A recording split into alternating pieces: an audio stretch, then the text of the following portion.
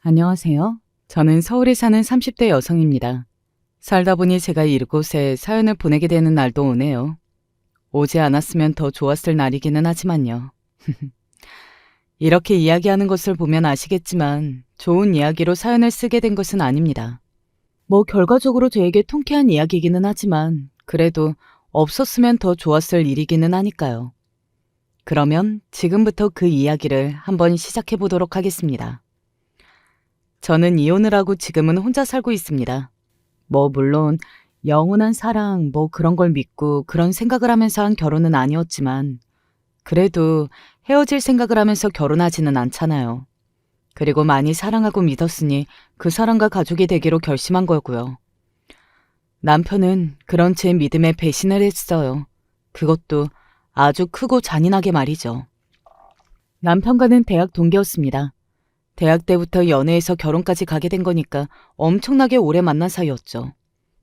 친구들이나 지인들 사이에서는 당연하게 결혼할 커플로 생각들을 했고요. 그리고 저희 두 사람도 당연하게 우리 둘이 결혼하겠거니 했고 말입니다. 비슷한 집안 사정, 그리고 비슷한 직장, 조건 같은 게 누구 하나 튀는 거 없이 비슷했어요.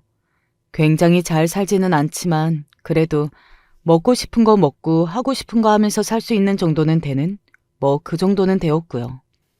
오래 만나기도 했기에 가족끼리도 아는 사이였습니다. 저나 남편이나 서로의 가족들과 자주 만났고요. 그래서 결혼은 아주 물 흐르듯 진행이 되었어요. 양쪽에서 다 결혼하는 걸 당연하게 생각해왔기도 했고요. 결혼 전에 친구들에게 그런 말을 들었던 적이 있었습니다. 연애 오래 한 애들이 결혼하면 얼마 못 산다던데? 너희는 절대 그러지 마라. 야, 너는 무슨 결혼 앞둔 애한테 그런 악담을 하냐? 할 수 있는 말이지. 우리는 절대 안 헤어질 거니까 걱정하지 마. 그래, 너희는 정말 진짜 안 헤어질 것 같기는 해. 친구들과 그런 이야기를 나눈 것이 무색하게 저는 결혼하고 3년도 되지 않아 이혼을 하게 되었지만요. 결과적으로는 올해 연애하고 결혼한 커플은 금방 이혼하더라 하는 소리에 산 증인이 된 셈이죠 뭐. 남편과 이혼하게 된 계기는 아주 명쾌했습니다. 남편의 외도였어요. 외도 한마디면 모든 게 설명이 되기는 하겠지만 그래도 그것을 알게 되고 또 이혼하는 과정에서 겪었던 일들이 너무 엄청나서 그 이야기라 하지 않고서는 넘어갈 수 없을 것 같기는 하네요. 그리고 제가 이 사연을 쓰게 된 계기가 된 사건이 결국은 남편의 외도로 시작된 사건이기도 하고 말입니다. 처음에는 다른 신혼부부들이 그렇듯 저희 부부의 사이는 아주 좋았습니다. 오래 연애하다 결혼을 한 것이었기 때문에 막 사랑에 불타 죽을 것 같은 그런 감정은 아니었지만 그래도 안전된 사이에서만 느낄 수 있는 사랑도 있다고 생각했어요. 저는 그게 진짜 가족이라고 생각했고 말이죠. 하지만 남편은 아니었나 보더라고요. 남편의 불륜 사실을 알게 된 겁니다. 아주 우연히 말이죠. 어? 저거 재민이 아니야? 그날은 친구와 약속이 있어서 근교의 카페를 나갔어요. 친구가 강아지를 키우는 친구라 마당이 큰 카페에 갔었거든요. 바람도 쐴 겸 겸사겸사 나온 거였는데 친구가 어딘가를 보고 놀라서 남편의 이름을 이야기하는 겁니다. 걔가 이 시간에 여길 왜 있어? 오늘 일 때문에 바쁘댔는데? 하며 친구가 빤히 보고 있는 곳으로 고개를 돌렸어요. 그런데 저는 그 자리에서 굳을 수밖에 없었습니다. 정말로 남편이었거든요. 그것도 혼자가 아닌 어떤 여자와 함께였습니다. 왜 아시잖아요. 그런 사이는 굳이 다른 설명 없이도 보이면 바로 알 수 있는 거. 남편과 그 여자가 그랬어요. 굉장히 다정해 보였고 누가 봐도 연인 사이 같아 보였습니다. 그리고 그건 제 눈에만 그렇게 보이는 건 아니었어요. 야, 저거 뭐냐? 친구가 멍한 얼굴로 저에게 그렇게 말한 것만 봐도 말이죠. 나중에 이야기 들었는데 친구도 굉장히 많이 놀랐다고 하더라고요. 저와 남편을 10년이 넘는 세월 동안 옆에서 봐왔던 친구였습니다. 당연히 친구도 충격적일 수밖에 없었어요. 친구는 당장이라도 벌떡 일어서서 남편에게 갈 태세였지만 제가 말렸어요. 당시에 저는 손이 덜덜 떨릴 만큼 놀랍고 또 겁이 났던 것도 같습니다. 연애까지 다 포함하면 15년이 가까운 세월이었어요. 그 세월 동안 남편은 저에게 연인이었고 가족이었고 친구였습니다. 그런 사람을 한 번에 잃게 되는 경험은 정말 무서운 경험이거든요. 바로 멱살을 잡고 뺨을 때리고 뭐 그런 생각을 할 수 없을 만큼 말이죠.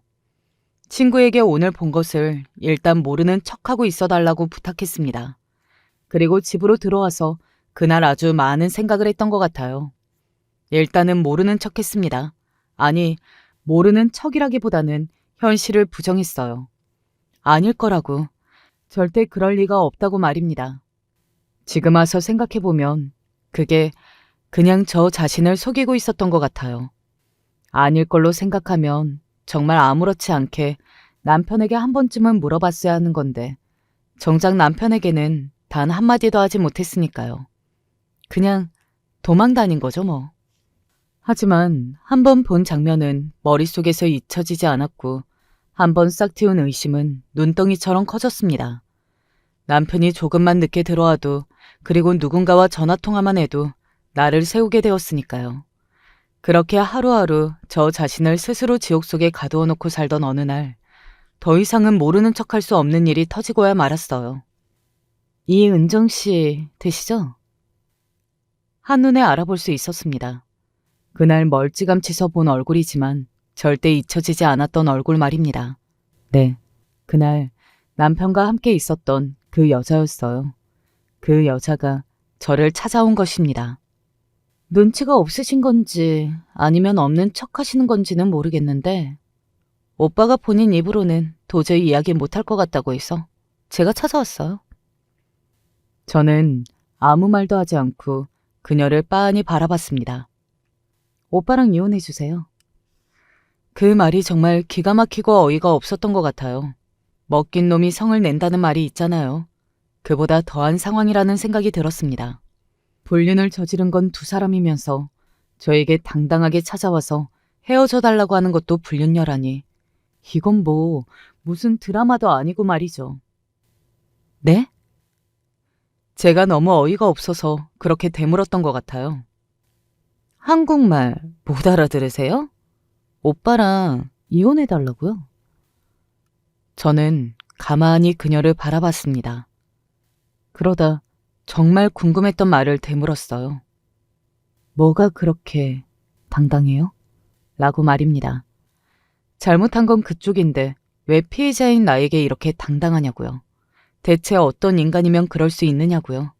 차라리 상간녀 뒤에 숨어서 저에게 이별을 통보하는 그 찌질이 쓰레기가 더 이해가 될 정도였다니까요.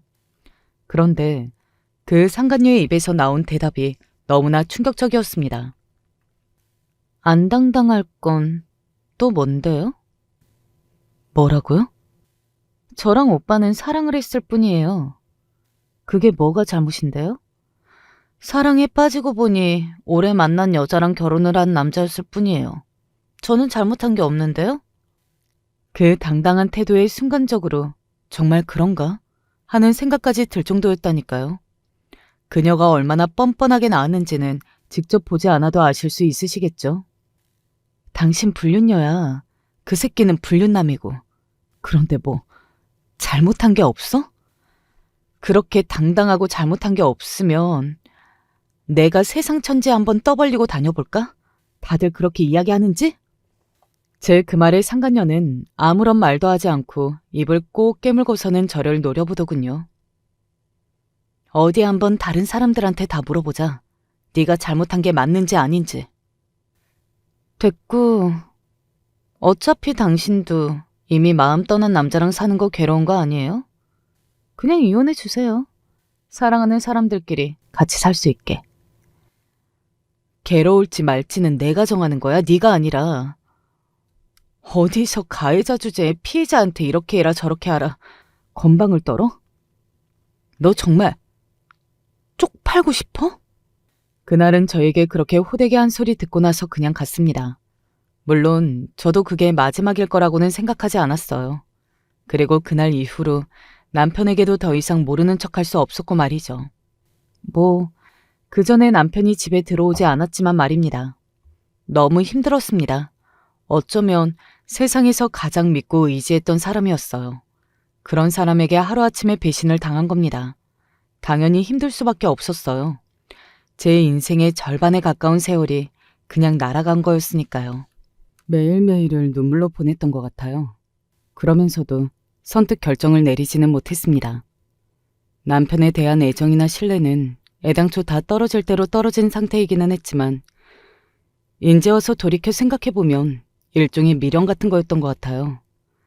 남편에 대한 미련이 아니라 그간 함께해온 세월에 대한 미련 말입니다. 함께한 세월이 너무나 길었으니까요.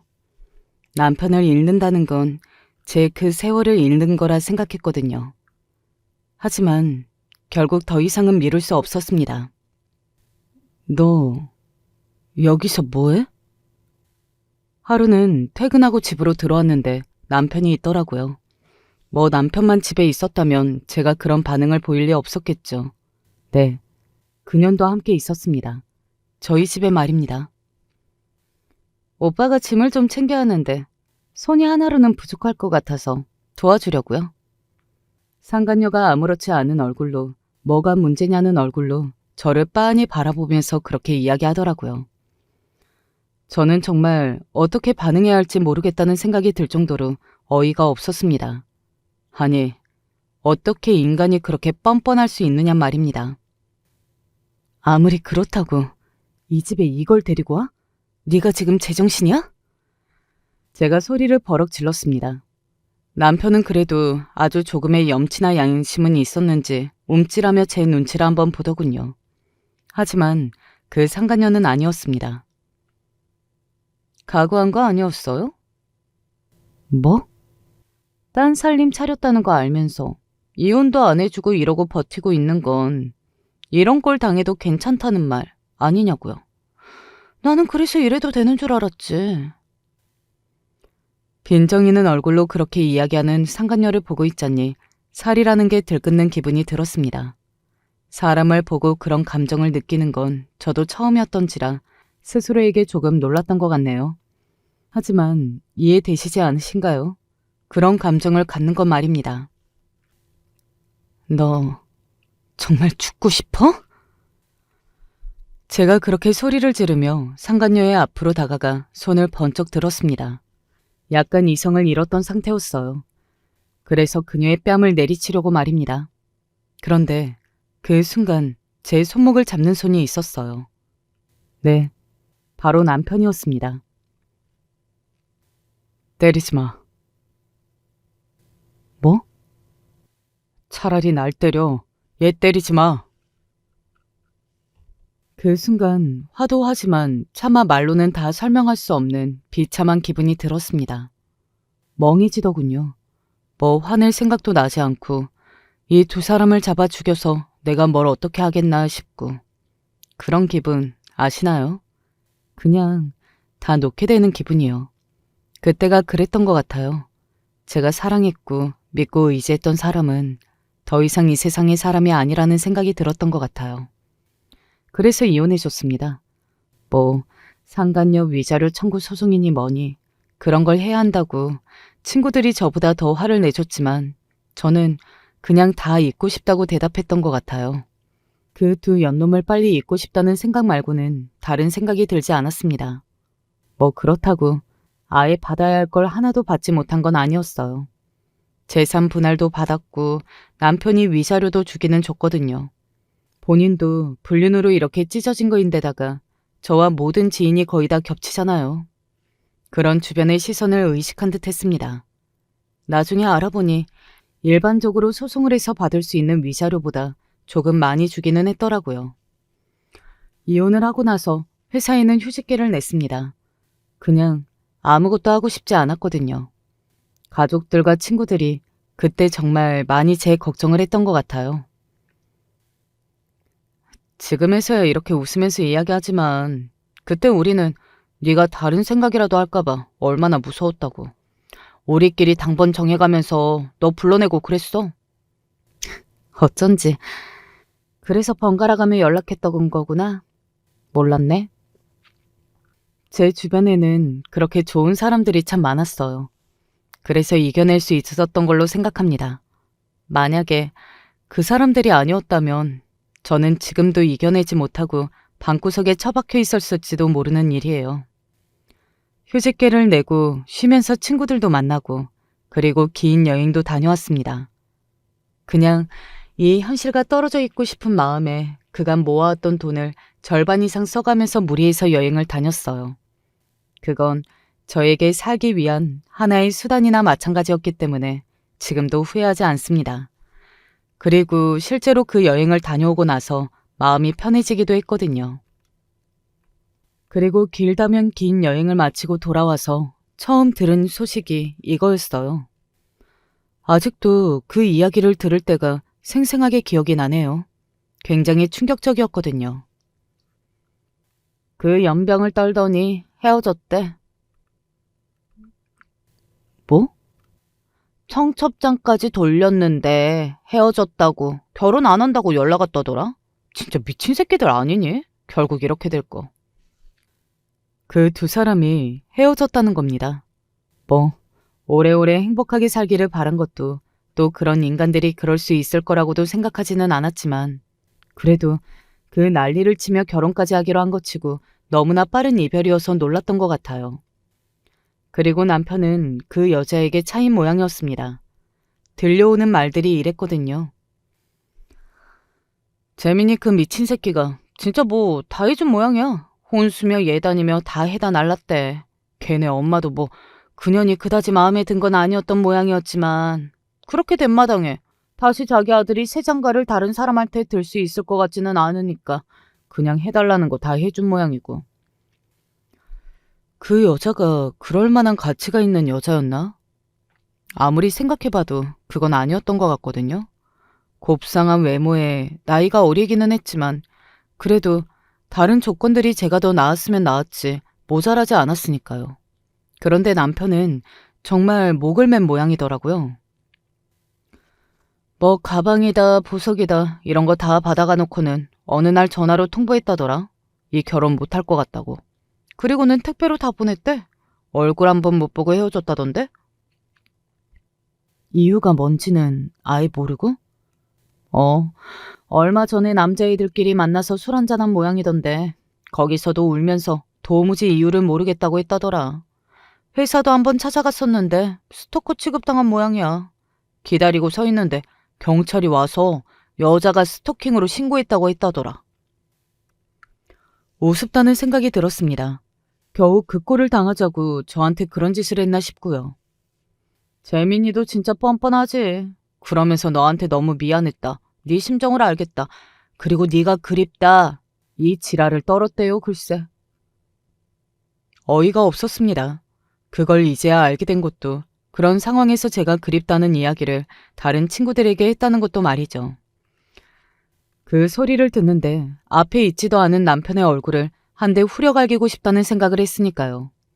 그리고 실제로 그 이야기를 듣고 얼마 지나지 않아 남편이 저를 한번 찾아왔었습니다. 잘 지냈어? 갑자기 보자고 한 이유가 뭐야? 할 이야기가 뭔데? 그게 나 너한테 제대로 사과를 안 한 것 같아서. 인제 와서 그 사과를 왜 하고 싶은 건데?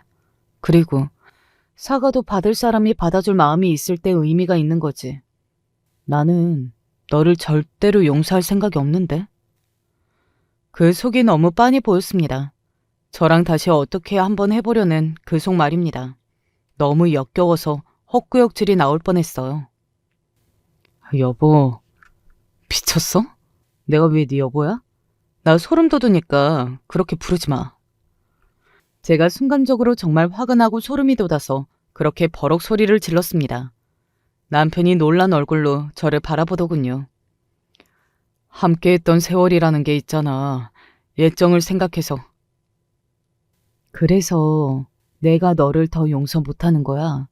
함께한 세월이 그렇게 긴데 우리가 서로에게 어떤 의미였는데 너는 그걸 아무렇지도 않게 깨버렸어. 우리의 그 세월을 산산조각 낸 건 바로 너라고. 나는 그래서 그년을 용서해도 너는 용서 못하는 거야. 그리고 죽을 때까지 그럴 일도 없을 거고. 알겠니? 제가 그렇게 이야기했음에도 불구하고 남편은 몇 번이고 저를 설득하려 했습니다. 하지만 저는 넘어가지 않았어요. 뭐 그럴 생각이 아예 없기도 했고요. 그렇게 몇 번을 거절하니 이번에는 시어머니가 저를 찾아왔더군요. 재민이가 매일 술만 마신다. 사람 하나 살린다 생각하고 한 번 용서해주면 안 되겠니? 한 번만 더 이런 일이 생기면 내가 너한테 내 전 재산이라도 주마, 응? 어머니, 그 사람이 불륜 걸려서 저랑 이혼한다고 했을 때 저한테 뭐라 그러셨어요? 어차피 이렇게 된 마당에 같이 살아봐야 뭐하냐고. 너도 이제 내 아들 못 믿지 않냐고 그러셨죠. 이혼하는 편이 너한테도 나을 거라고. 이혼 전에 시어머니에게 들었던 말을 그대로 했어요. 그런데 지금에 와서 다시 합치라는 건 저더러 불행해질 거 알면서도 못 믿을 남자랑 같이 살라는 건데, 어머니 딸이어도, 제가 어머니 딸이어도 그런 말 하실 수 있으시겠어요? 제가 그렇게 이야기하니 시어머니는 아무 말을 하지 못하시더라고요. 자기 딸에게 못 시킬 짓은 남의 딸에게도 시키는 게 아니에요. 저는 그 고생길, 그리고 저를 그렇게 배신한 놈한테 다시 돌아갈 생각 추호도 없습니다. 저는 제 인생 살 거니까 죽이 되든 밥이 되든 알아서 살라고 하세요. 조만간 다른 여자 데리고 올지 어떻게 알아요. 시어머니는 그날 이후로 다시 찾아오지는 않았습니다. 남편은 한 번 더 찾아오기는 했지만요. 그러다 어느 순간 남편도 뜸해졌고 직감적으로 알 수 있었습니다. 아, 또 다른 여자가 생겼구나 하고 말이죠. 만난 지 3개월 만에 임신해서 결혼 안 된다. 그리고 그런 제 예상은 현실이 되었고요. 어디서 또 여자를 만난 모양이더라고요. 속도 위반으로 임신이 되어서 결혼을 급하게 하게 되었다고. 그래도 이번에는 쪽팔리기는 했던 건지 정말 친한 친구 몇 명을 제외하고는 결혼한다고 연락도 안 했다더군요. 그래서 제 주변에는 남편의 결혼식에 간 친구가 없기는 합니다. 대신 말을 전해 듣기는 했지만요. 재민이 어머님이 뒷목 잡으실 만했겠더라. 왜? 여자가 영 아니야? 영 아닌 정도가 아니라 노래방에서 만났대. 뭐? 노래방? 노래방 도움이었다더라. 그래서 뭐 가진 애도 재민이 애가 맞니 아니니로 엄청나게 싸우대다가 그 여자 아니면 죽겠다고 난리 부려서 급하게 시켰는데 친척들도 하나도 안 불렀대. 그 댁 어르신들도 부끄럽기는 했겠지. 그런 며느리는. 어디서 만났는지 듣고는 조금 놀라기는 했던 것 같네요. 그런 곳에 다니지 않는 사람인 줄 알았는데 말이죠. 사람은 아무리 오래 본다고 해도 그 사람을 다 알 수 없는 거구나, 속은 모르는 거구나 하는 생각을 했던 것 같습니다. 그리고 직감할 수 있었어요. 그 결혼 생활도 얼마 가지 않아 파투가 날 거라는 것을 말입니다. 지금 들려오는 소리를 들어보면 그날이 머지 않은 것 같기도 하고요. 지금까지는 사실 서론에 불과하고요. 본격적인 제 통쾌한 복수에 관한 이야기는 이제 시작입니다. 다시 떠올려도 속이 뻥 뚫리는 시원한 사건이네요. 저는 여행을 다녀온 뒤 바로 복직하려고 했습니다. 그런데 사내에 이런저런 좋지 않은 소문들이 나 있더라고요. 저에 대한 욕이라기보다 남편과 상간녀에 관한 이야기들이었지만 그래도 그 소문들을 듣는 것 자체가 괴로웠습니다. 그래서 회사로 옮기게 되었어요. 처음에는 내가 피해자인데 내가 왜 피해야 하지? 하는 생각을 했지만 마음 불편하게 거기서 버티고 있는 것도 무식하다는 생각이 들더군요. 그리고 힘들어 죽겠는데 버티는 게 무슨 의미가 있는 건지 싶기도 했고 말이죠. 그래서 조금 작지만 일도 마음도 편할 것 같은 회사로 이직했어요. 물론 그렇다고 엄청나게 작은 회사는 아니었습니다. 이름을 들으면 그래도 알만한 사람들은 다 아는 중견기업이었으니까요. 그냥 여러모로 안정적인 회사라 다니는 동안 마음이 정말 편했던 것 같아요. 그리고 무엇보다 창업주이신 회장님이 정말 좋으신 분이었습니다. 직원들과 소통을 많이 하려고 하고 힘든 점을 귀 기울여서 들어주는 그런 회사 직원으로 일한다는 것도 굉장히 복이거든요. 그런 생각을 제 회사에 다니면서 참 많이 했던 것 같아요. 게다가 여자라고 차별하거나 하는 거 없이 능력대로 다 인정해주는 그런 사내 분위기도 너무 좋았고요. 진심으로 오래 다니고 싶은 회사라 생각했습니다. 회사에 다니는 게 즐거우니 일도 잘 되더라고요.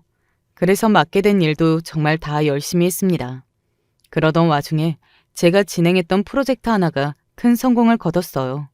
회장님을 개인적으로 만나서 격려금을 받을 정도로 말입니다. 우리 회사에 이렇게 훌륭한 직원이 있다는 건 나한테 엄청나게 큰 복입니다. 이건 격려금이고, 이건 우리 아들이 이번에 결혼하는데 청첩장입니다. 꼭 와서 축하해 주세요. 그냥 일개 사원이 회장님 아들의 결혼식에 초대되는 건 흔한 일은 아니잖아요. 그래서 저도 굉장히 뿌듯하고 기분이 좋았던 것 같아요. 꼭 가야겠다고 생각했고요. 당시에 저를 꾸미는 거에 크게 관심을 두지 않아서 한동안 옷을 사지 않았었거든요. 그런데 그때 오랜만에 옷도 샀습니다. 그냥 그런 자리는 조금 신경 써서 나가야 한다고 생각했거든요. 그래서 신경을 많이 썼습니다. 그날 저는 그런 일이 일어날 거라고는 정말 꿈에도 상상조차 못한 채 말이죠. 결혼식장은 분주했어요. 회장님의 아들이 결혼하는 것이다 보니 사람들이 얼마나 많이 왔겠어요. 인파가 엄청났습니다. 제대로 인사나 할 수 있을까 싶을 정도로 말이죠. 축의금을 받지 않는다고 적혀 있는 곳을 지나 신랑과 신부가 함께 찍은 결혼 사진이 있는 쪽으로 갔어요. 다들 그곳에 있더라고요. 신부가 예쁘네. 신랑이 신부 얼굴 보고 결혼하나 보네. 집이 가난하다잖아요. 회장님도 진짜 대단하시지. 이렇게 가진 집안에서 이런 결혼 허락하기 쉽지 않은데. 사람이 착하대. 회장님이 요즘 같은 세상에 이렇게 착한 애 없다고 주변에 엄청 자랑하고 다니신다는 이야기 들은 것 같아. 그러니까 회장님이 대단하다는 거예요. 아무리 성품이 좋다고 해도 이런 집안에서 며느리 조건 안 보는 게 가능해요? 그건 그렇지. 이댁 며느리는 결혼 한 번으로 인생이 편네. 신분이 완전히 수직 상승한 거잖아. 가난한 집 딸에서 재벌가 며느리로. 몰랐던 이야기들이었습니다. 저도 고개를 끄덕였어요.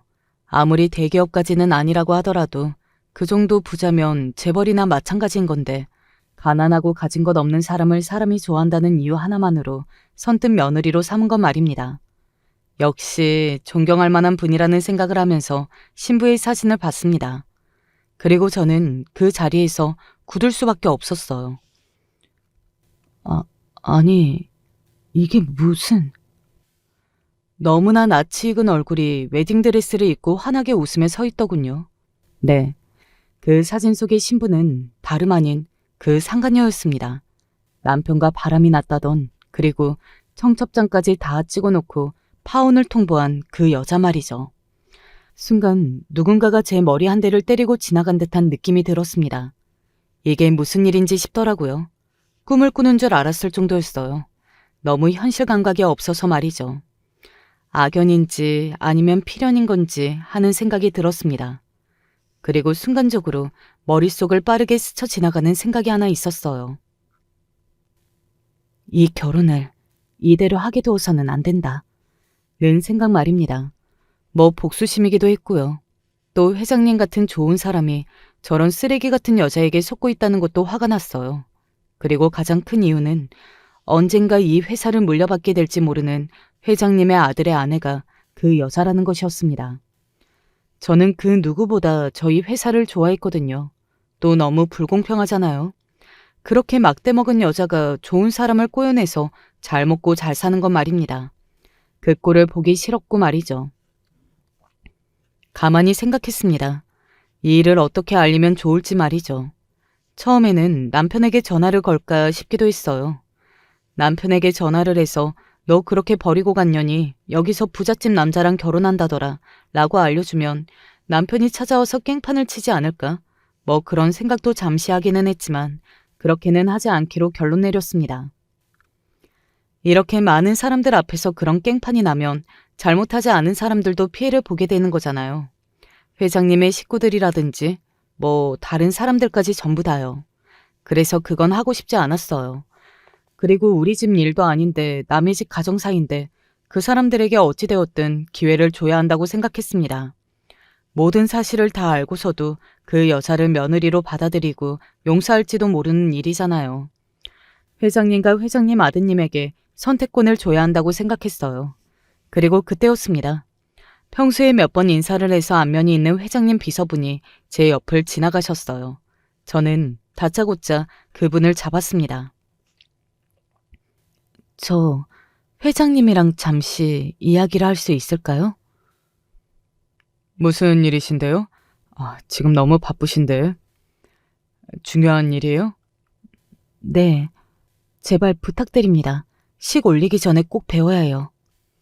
무리한 부탁이었습니다. 그리고 아마 평소라면 그 비서분은 제 부탁을 거절하셨을 거예요.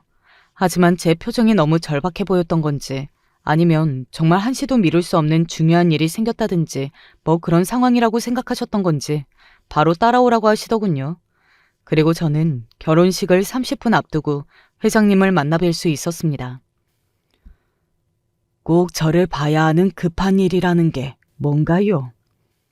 회장님은 굉장히 기분이 좋아 보였어요. 하나뿐인 아들 결혼식이니 당연히 그럴 법도 했습니다. 그래서 마음이 잠시 흔들렸던 것 같기는 해요. 제 이야기를 들으면 저 표정이 어떻게 달라질지 너무 보였으니까요. 하지만 이야기를 하지 않을 수 없었습니다. 며느리 되실 분에 대한 이야기를 조금 드려야 할 것 같아서요. 제 그 말에 회장님 얼굴이 굉장히 놀란 얼굴이 되었습니다. 회사 일인 줄 알았을 텐데 제 입에서 상상도 못한 주어가 나온 것이니까요. 우리 며느리를요? 갑자기 뜬금없이 우리 며느리는 왜?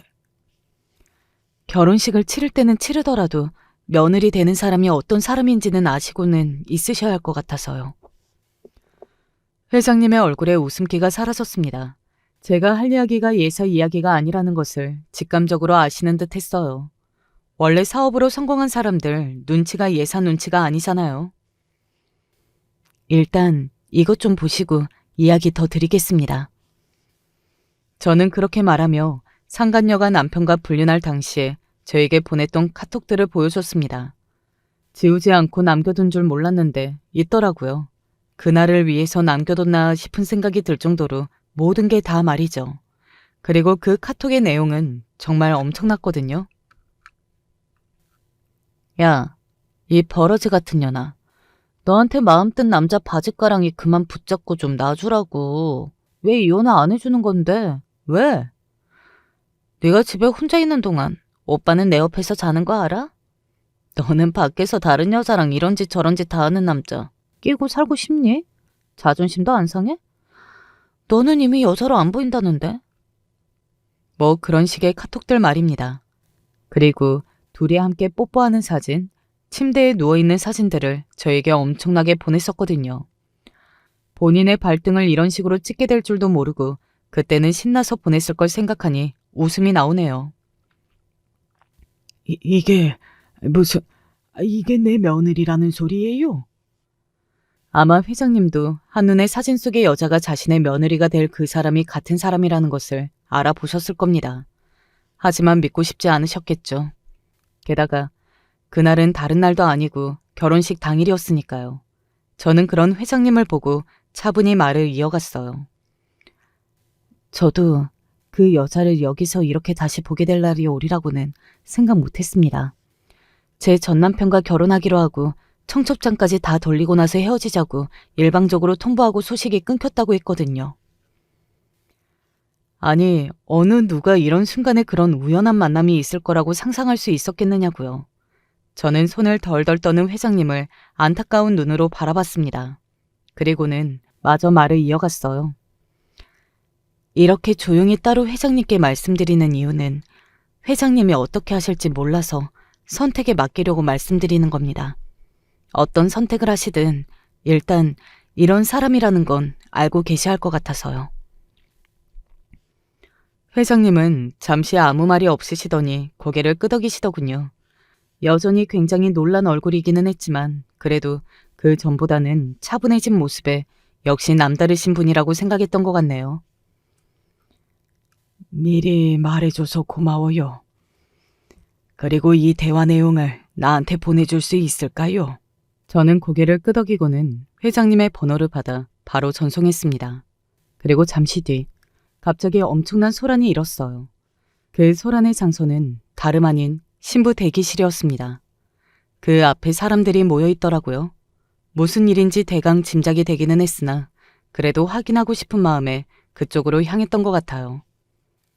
나는 이 결혼할 거예요. 못 나간다고요. 당장 나가시라 했습니다. 2번 말하지 않으시겠다고요. 결혼 전에 있었던 일이고 지금은 다 뉘우치고 있다니까요. 아니 일단 그 일 한 번만 보게 해주세요. 제가 다 설명할 수 있어요. 상간녀는 처음에는 소리를 지르더니 잠시 뒤에는 그 경호원의 바지가랑이를 붙잡고 오는 소리를 해대더군요. 경호원 둘이 붙었지만 가지 않겠다고 나자빠진 사람 하나를 억지로 데리고 가는 건 무리가 있어 보인다 하는 생각이 들 무렵이었던 것 같아요. 우리 아들이 네 얼굴도 보기 싫다더구나. 갑자기 회장님이 나타났습니다. 사람들의 시선이 회장님 쪽으로 집중되었고 상간녀는 회장님의 다리를 붙잡고 늘어지기 시작했어요. 아버님, 그거 다 과거의 이야기고 저는 지금 그렇지 않아요. 그게 그냥 과거라고 하고 묻을 수 있는 일이라고 생각하냐? 그리고 나는 이제 너의 아버님이 아니다. 지훈이 찾을 생각 말거라. 네 얼굴 보기 싫다고 나가고 없으니까. 어차피 너는 이 식장에서 식 못 올려. 남편이 없는 결혼식을 어떻게 하니? 신랑이 결혼식장에 없다는 그 말에 상간녀는 갑자기 절망한 얼굴이 되었어요. 그렇게 된 이상 다른 방법이 없는 것이나 마찬가지니까요. 그렇게 넋을 놓고 있기를 잠시 고개를 번쩍 들어 회장님에게 뭔가를 이야기하려고 하는 순간 그 상간녀와 눈이 마주쳤습니다. 처음에는 그냥 착각한 건가 하는 생각이 들었는데 인상이 확 구겨지는 것을 보고 아, 눈이 마주친 것이 맞구나 하는 생각을 했어요. 그녀는 웨딩드레스를 입은 채로 벌떡 일어나 저에게 다가왔습니다. 순식간에 일어난 일이었어요. 너지? 네 년이 다 망친 거지? 그렇게 소리를 지르며 제 머리채를 잡았고 장례는 순식간에 아수라장이 되었습니다. 네가 여기 왜 있어? 너 내 인생 망치려고 나 쫓아다닌 거지? 아버님, 인연이 하는 말은 다 거짓말이에요. 무슨 말을 했는지는 몰라도 다 거짓말이라고요. 인연은 몇 년 전부터 절 질투해서 쫓아다니면서 절 괴롭히는 년이라고요. 무슨 말도 안 되는 소리를 줄줄 늘어놓더라고요. 어지간하면 그냥 뒀겠지만 머리채를 너무 세게 잡힌 탓에 제 머리가 웅웅하고 울리는 느낌이 들어서 가만히 있을 수는 없었습니다. 그래서 놓으라고 상간녀의 손목을 잡은 순간이었어요. 우리 회사 직원인데 무슨 소리를 하는 게냐? 너 정말 미쳤니? 회장님의 그 말에 그 여자가 순간적으로 그 자리에 얼음이 된 듯 멈췄습니다. 사람들이 뒤에서 수근거리는 소리가 들려왔어요. 네 얼굴 더 이상 보기 싫으니 그냥 내가 이렇게 내보내줄 때 나가. 안 그러면 너는 오늘 아무도 여기서 도와주는 사람 없이 거기 앉아 있어야 할 테니까. 남자 하나 잘못 만나서 이게 무슨 신세야? 그 여자가 멍한 얼굴로 주저앉아서 그렇게 중얼거리더군요. 저는 그 말을 참고 있을 수가 없었습니다. 남자 하나 잘못 만나서 신세를 망치다뇨. 본인의 신세를 망친 건 바로 본인 자신이잖아요. 그런 짓을 안 했으면 오늘 본인이 그토록 바라던 결혼을 할 수 있었겠죠. 네 신세 망친 게 왜 남자를 잘못 만난 탓이야? 네가 불륜해서 한 가정을 파탄내지 않았으면 이럴 일도 없었어. 그러게 누가 유부남을 만나래? 누가 너한테 유부남 만나라고 협박이라도 했니? 네 팔자는 네가 꼰 거니까 그 누구도 원망하지 말고 그런 어리석은 선택을 한 너 자신은 원망해. 알겠니? 이게 아주 기세가 등등해서는 나 망한 거 보니까 기분 좋니? 좋아? 그래, 좋다. 제가 그렇게 소리를 질렀습니다. 그랬더니 상간녀는 다시 눈에 불을 켜고 저에게 달려들려고 하더군요. 아마 화를 저에게 풀려고 했던 것 같아요. 그때는 그 누구에게도 풀 곳이 없었으니까요. 저 말고는 말이죠. 야. 그리고 그 상간녀가 다시 저에게 달려들 때였습니다. 회장님이 경호원들에게 뭐라 이야기하는 것이 보였고 바로 그 다음에 경호원들이 상간녀의 양팔을 잡았어요. 이건 이거 놓으라고. 너 여기서 조용히 안 나가면 내가 가만히 안 둔다. 앞으로 인생도 생각해서 그만하거라. 이 다음에도 살아야 할 거 아니냐. 말만 보면 굉장히 점잖은 말이었는데 그 말을 하는 얼굴의 표정과 목소리의 톤이 정말 살벌했던 기억이 나네요. 그 여자도 그런 것을 느꼈던 건지 그 자리에 멈춰 섰습니다. 그렇게 그 여자는 절망한 얼굴로 다 포기한 사람의 모습을 하고 경호원들에게 끌려나갔어요. 웨딩드레스를 입고 경호원들에게 끌려나가는 그녀의 모습은 굉장히 강렬한 기억으로 남아 있습니다. 그런 광경은 쉽게 볼 수 있는 광경이 아니기는 하니까 말이죠. 그리고 아마 앞으로도 그런 광경을 볼 일은 없겠죠. 그 여자가 그렇게 끌려나가고 난 뒤 한동안 결혼식장은 술렁임으로 가득했습니다. 왜 아니겠어요. 그 사람들도 일평생 살아오면서 이런 광경을 보는 건 처음 있는 일이었을 테니까요. 웨딩드레스를 입고 경호원들에게 끌려나가는 신부라니 말이죠. 그리고 신랑은 끝까지 보이지 않았습니다. 회장님의 말씀처럼 그 이야기를 듣자마자 바로 식장을 빠져나간 듯 보이기는 했어요. 그 얼굴도 모르는 회장님의 아들에게 미안한 마음이 조금 들기는 했던 것 같아요. 가장 기쁜 날 그리고 가장 행복해할 날이 날벼락이 떨어진 거잖아요. 제 잘못이 아니기는 하지만 그래도 미안한 마음이 들기는 했습니다. 한동안 회사만 출근하면 사람들이 호기심 가득한 눈빛을 저에게 쏘며 대체 무슨 일이 있었던 건지 물었던 것 같아요. 이미 그날 거기서 그런 일을 다 보고 들었을 텐데 숨기는 것이 무슨 의미가 있나 싶어서 저는 다 이야기해줬던 것 같고요. 물론 자세히는 아니지만요. 걱정을 아예 하지 않은 것은 아니었습니다. 회사에서 조금이라도 불이익이 생길 수도 있다는 것을 말이죠. 어떻게 되었든 간에 회사의 회장님 가정사와 관련된 좋지 않은 일이 있었고 그 중심에 제가 있었던 셈이 되는 것이니까요. 제가 회사에 계속 남아있는 것이 그들의 처지에는 거슬릴 수 있다고 생각했거든요. 그래서 정말 며칠을 잠도 제대로 자지 못하고 진지하게 고민했던 것 같아요. 그리고 회사를 그만둬야겠다고 생각했습니다. 정말 좋은 곳이라 오래 다니고 싶다 생각했지만 상황이 상황인지라 어쩔 수 없는 일이다 생각하면서 말이죠. 그리고 그만두겠다고 이야기를 한 뒤 얼마 지나지 않아 다시 회장실로 불려가게 되었습니다. 회사 그만두겠다고 한 이야기 전달받았습니다. 아, 네. 그 일 때문에 그런 거라면 그럴 필요 없어요. 제가 회사에 있는 게 여러모로 불편하실 것 같아서요. 아닙니다. 저희는 되려 감사하고 있습니다. 우리 집사람이 너무 고맙다고 따로 인사라도 하고 싶어 할 정도로요. 그러니까 그런 부분은 정말 염려하지 않아도 돼요. 예상 외의 반응과 말에 제가 아무 말도 하지 못하고 있었습니다. 불편하고 힘든 게 아니라면 회사 그냥 계속 다니세요. 이렇게 유능한 직원을 잃는 것은 우리 회사로서도 좋은 일이 아니니까.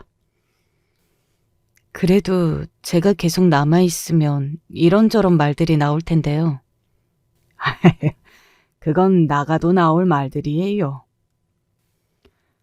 그렇게 호쾌하게 웃으시며 그런 말씀을 하시니 정말 별일이 아닌 것처럼 느껴지더군요. 그 순간 깨달았던 것 같아요. 아무리 큰일이고 아무리 엄청난 일이라도 대하는 내가 별일 아닌 것처럼 행동하면 정말로 그렇게 보일 수 있다고요. 그리고 이긴 인생, 크게 보면 정말로 별게 아닌 일일 수도 있다는 것도 말이죠. 저는 그래서 그냥 별일 아닌 것처럼 여기고 그렇게 생각하며 살기로 했습니다. 그렇게 여기고 그렇게 생각하고 살면 정말 별일 아닌 것 같다는 생각이 들더라고요. 그런 일쯤은 일어날 수도 있지. 내가 잘못한 것도 아닌데 이렇게 말이죠.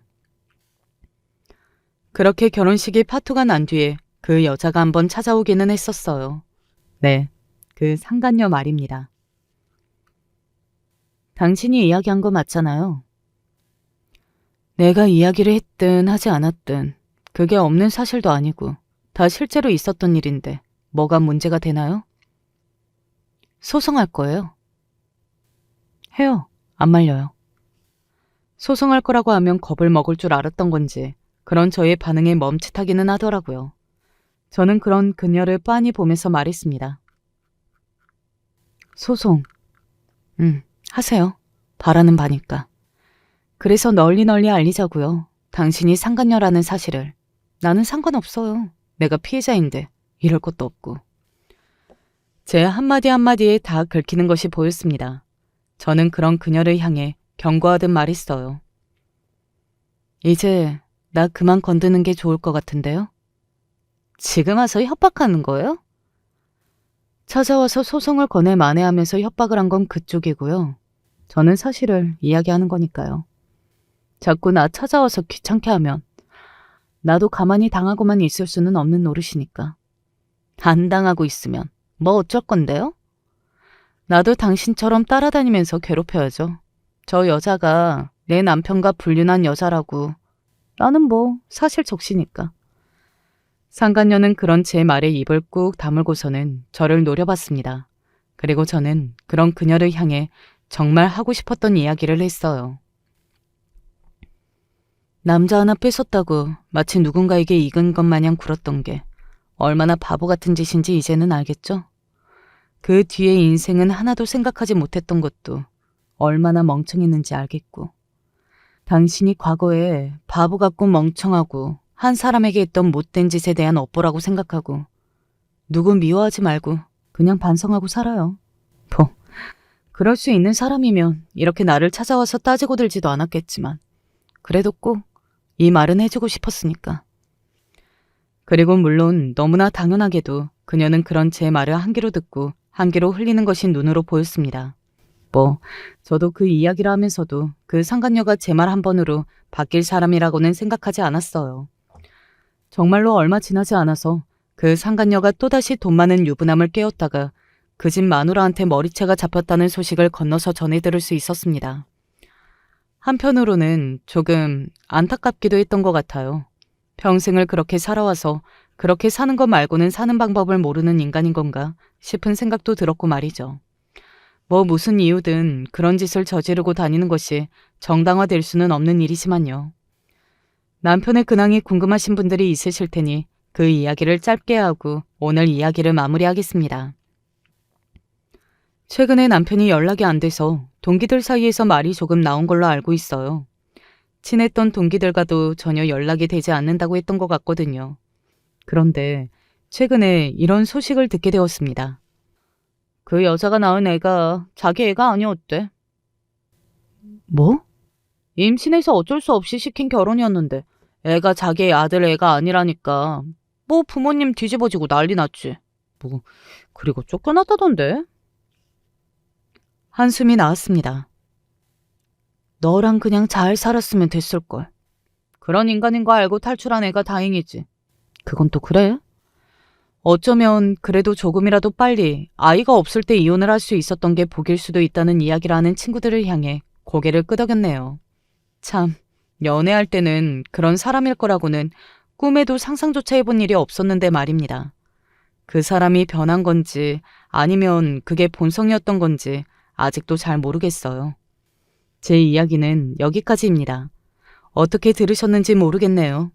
저는 이제 상처가 치유되어서 이렇게 남에게 제 이야기를 꺼낼 수 있을 만큼이 되었으니 제 걱정은 너무 안 해주셔도 될 것 같아요. 그저 앞으로 잘 살 수 있게 많은 응원 부탁드립니다. 마지막까지 제 이야기를 들어주셔서 감사합니다. 언제 어디서나 늘 건강하시고 행복한 일만 가득하시기를 소원하겠습니다. 안녕하세요. 제가 글을 몰라 며느리의 도움으로 제 이야기를 해보려고 합니다. 늙은 이 나이에 제게 기적 같은 일이 찾아왔거든요. 모두들 제 이야기 들으시고 좋은 기운 받아가셨으면 좋겠습니다. 옛날 사람이라 배운 것도 없고 할 줄 아는 거라고는 시골에서 농사를 짓는 것이 전부였습니다. 힘들게 벌어먹고 살면서도 오남매 자식들 다 키워서 자기 밥벌이는 제대로 할 수 있도록 만들었어요. 애들 업어 키워가며 농사 짓고 끼니 때는 아궁이물 떼가지고 밥 짓고 아주 그냥 몸이 10개라도 힘들 정도였지만 그래도 어찌저찌 사람이 살다 보니까 어떻게든 사라지더라고요.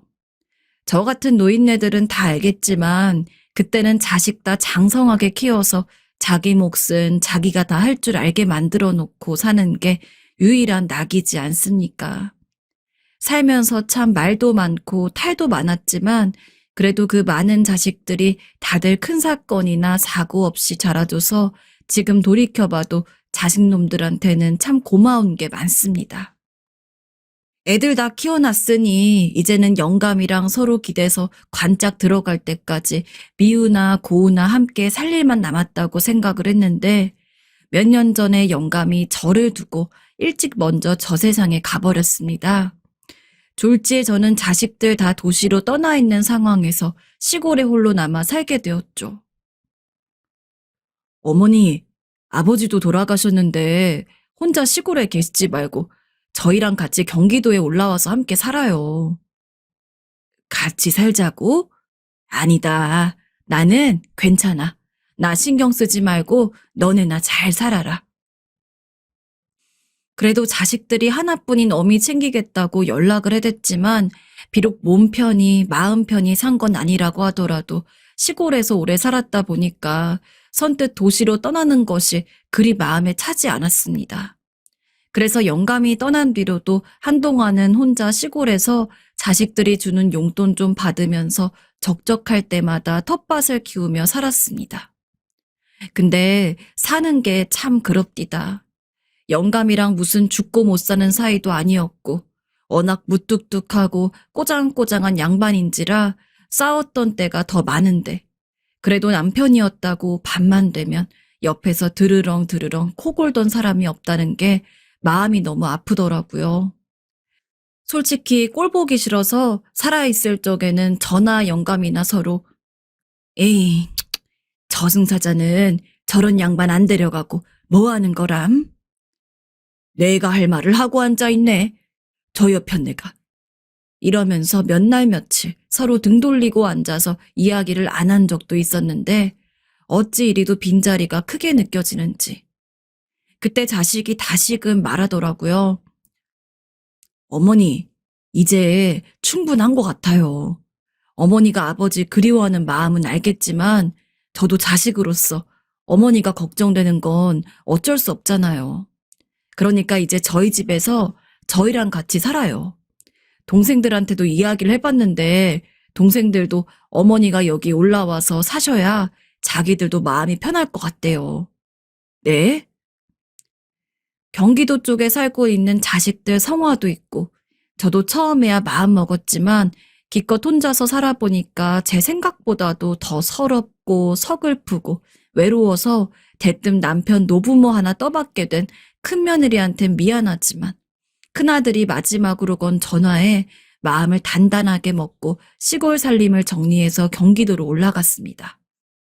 그래도 다행히 큰며느리가 워낙 싹싹하고 착해가지고 눈칫밥 한 번 안 먹고 아들네 집에서 편하게 지냈습니다. 그리고 평소에는 명절 때나 생일에나 간신히 볼 수 있던 손주 녀석들도 같이 사니까 혼자 있을 때 적적함도 금방 사라지더군요.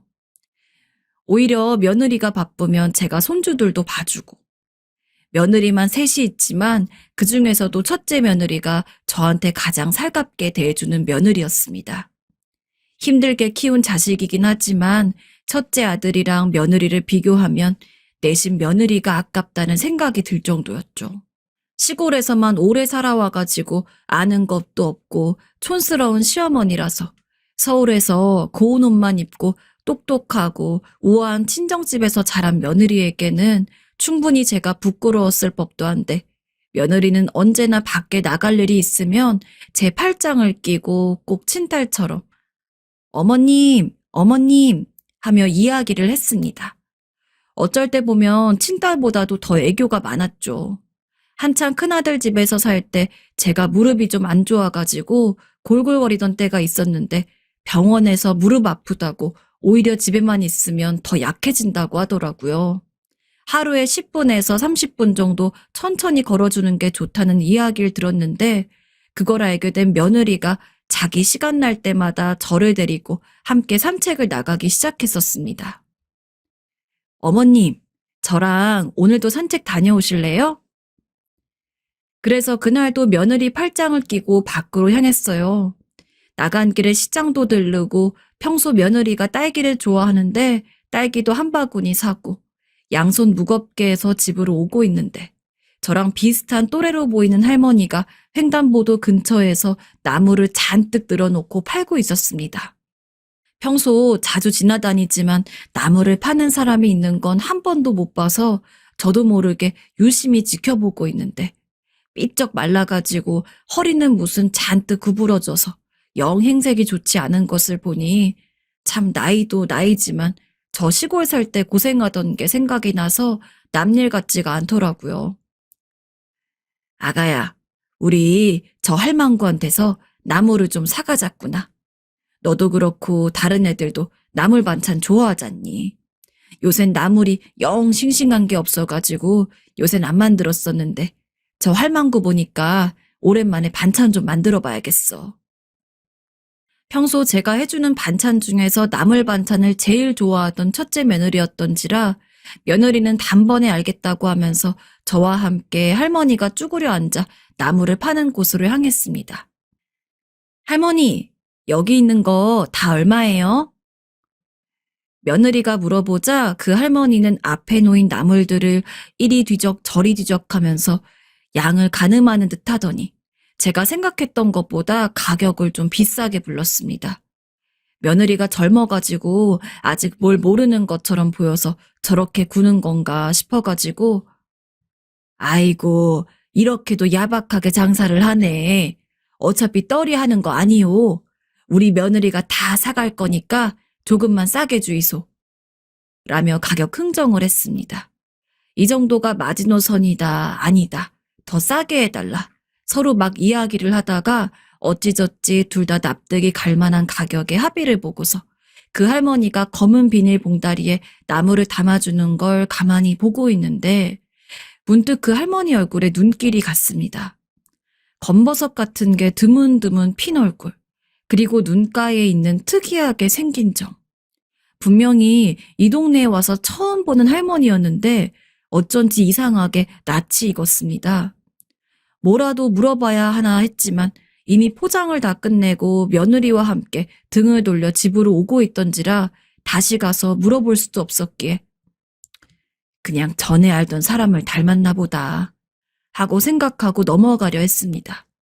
근데 집에 와서도 너무 궁금하더라고요. 근데 아무리 생각해도 떠올리지가 않길래 그래, 내일 나갔을 때 한번 확인을 해보자 라고 생각을 하고 잠을 잤습니다. 하지만 다음 날 또 그 다음 날 일부러 며느리와의 산책 경로를 그 나물 팔던 할머니 있는 쪽으로만 잡았는데도 불구하고 그 할머니는 나오지를 않았습니다. 도저히 정체를 알 수 없어진 저는 집에 가서 오래된 앨범까지 뒤져봤습니다. 지금 생각해보면 왜 제가 그렇게까지 그 할머니의 익숙한 얼굴이 궁금했는지 모릅니다. 하지만 한 장 한 장 앨범을 넘기면서 조금이라도 닮은 구석이 있는 사람을 찾다 보니 아, 이러려고 그렇게 그 할머니가 누군지 궁금했던 건가 싶어 가슴이 점점 뛰었습니다. 그 할머니는 50년 전 제가 국민학교 다니던 시절에 제일 친했던 절친을 닮아 있었거든요. 다 늙어가지고 국민학교 쪽 생각을 하려니까 기억이 선명하지 않긴 합니다. 어쩌면 조금 틀린 것도 있을 수 있습니다. 하지만 너그러이 들어주시면 감사하겠습니다. 제게 남은 몇 안 되는 기억들을 더듬어 보면 제 옆에는 언제나 그 절친이 있었습니다. 저희 때는 집이 가난하고 하면은 국민학교 다니다가도 중간에 못 다니는 일이 허다했습니다. 게다가 딸은 더욱더 그랬죠. 부모님은 공부를 시킬 돈이 있으면 아들만은 시키려고 했고 딸은 형편이 되면 다니게 하고 아니면 많은 정도였습니다. 그래서 저나 친구도 국민학교를 몇 년 다니다가 중간에 못 다니고 그랬었죠.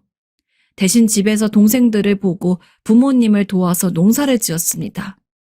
하지만 저는 어렸을 때 엄청 철이 없고 말괄량이 같은 소녀였습니다. 부모님이 농사를 도우라고 해도 돕는 등 많은 둥 신용만 하다가 몰래 대문을 빠져나와서는 친구와 근처 산 둔덕에서 만나서 함께 계곡으로 놀러 다니고 그랬어요. 그리고 국민학교 수업이 끝났을 시간에 맞춰서 아이들이 돌아오면 그 중에서 친했던 애들과 함께 손을 잡고 딱지치기도 하고 고무줄 놀이도 하고 말타기도 하고 그랬습니다. 워낙 남자애들 같이 괴팍스럽게 노는 통에 부모님은 너는 여자애가 어쩌면 그렇게 사내 놈처럼 천박지축으로 굴고 그러니? 라며 혀를 차곤 했지만 저는 말 한마디 듣지 않고 언제나 마음 맞는 친구들과 함께 여기저기 온 동네를 뛰어다니기 바빴습니다. 그리고 제 친구도 저보다 더하면 더했지 절대 덜한 말괄량인 아니었어요.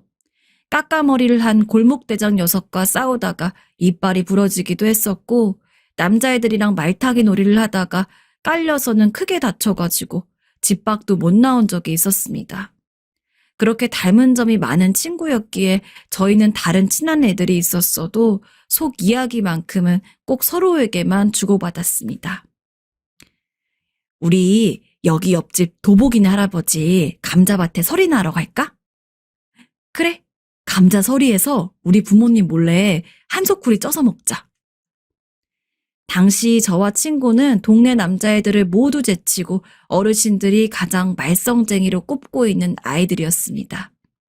어릴 때야 뭐만 하면 맨날 어른들이 이것도 안 된다, 저것도 안 된다 하는 게 계속 속상하고 짜증났지만 지금 이 나이가 되어서 어릴 때 생각을 해보니까 참 나도 대단했구나 싶더라고요. 동네 주민들 밭에 감자며 고구마며 심지어 수박까지 서리를 하려다가 걸려가지곤 몽둥이 들고 쫓아오는 할아버지를 피해서 쓰레빠가 벗겨져라 달린 적도 있었고 그러다가 넘어져서는 온 바닥을 굴러다닌 뒤 너무 아파서 엉어 운 적도 있었습니다. 그렇게 울고 잡혀서 혼나더라도 다음 날이 되면 언제 그랬냐는 듯이 저희는 기운을 내고 또 새로운 말썽을 부리기 위해 여기저기를 쏘다녔습니다.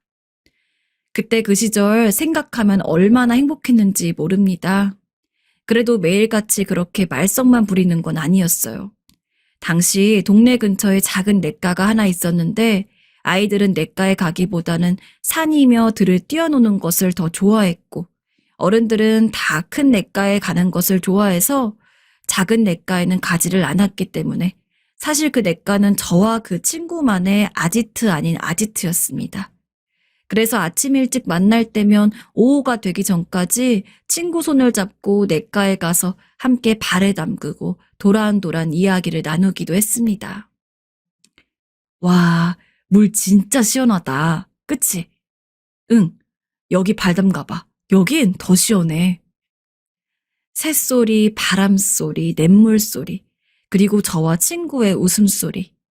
어느 날은 시간 가는 줄 모르고 거기서 떠들다가 밤늦은 시간에 집에 들어가서 서로 부모님에게 엉덩이가 터지도록 맞고 혼나기도 했습니다. 그래서 저는 다른 건 몰라도 어린 마음에 그 친구랑은 평생 친하게 지낼 수 있을 거라고 생각을 했어요. 하지만 저희가 15살이 되던 해 친구가 어렵게 저희 집 앞으로 와 말을 꺼내더라고요. 저기 나 서울로 가야 된대. 어? 서울? 갑자기 그게 무슨 말이야? 미안해. 바로 자기네 집 큰오빠를 따라서 돈을 벌기 위해 서울로 가야 한다는 말에 저는 그 자리에서 엉엉 오열을 하고 말았습니다. 너 서울 가서도 절대 연락 안 하면 안 된다. 이 기집애야, 나 잊으면 안 돼? 알겠어. 너도 나 잊으면 안 돼? 요새야 집집마다 전화가 있는 게 흔하고 핸드폰이니 스마트폰 같은 걸로 다른 사람이랑 연락을 하는 게 쉽지만 저희 때는 집집마다 전화가 있을 시절이 아니었습니다. 허름한 동전 공중전화야 있었지만 순번이 있어가지고 전화 한 번 하려면 그거 기다리느라 시간이 다 갔죠. 저도 친구도 그걸 모르는 건 아니었습니다. 친구가 서울에 가게 되면 예전처럼 매일같이 대화하긴 힘들 거라는 걸 말이죠. 하지만 그때는 그런 식으로 지키지 못할 약속이나마 하지 않으면 친구와의 헤어짐이 너무 아쉽고 슬펐습니다. 친구가 낡은 트럭을 타고 시골을 떠난 날, 전 버선발로 나와 마지막까지 친구를 배웅하겠답시고 손을 흔들었습니다.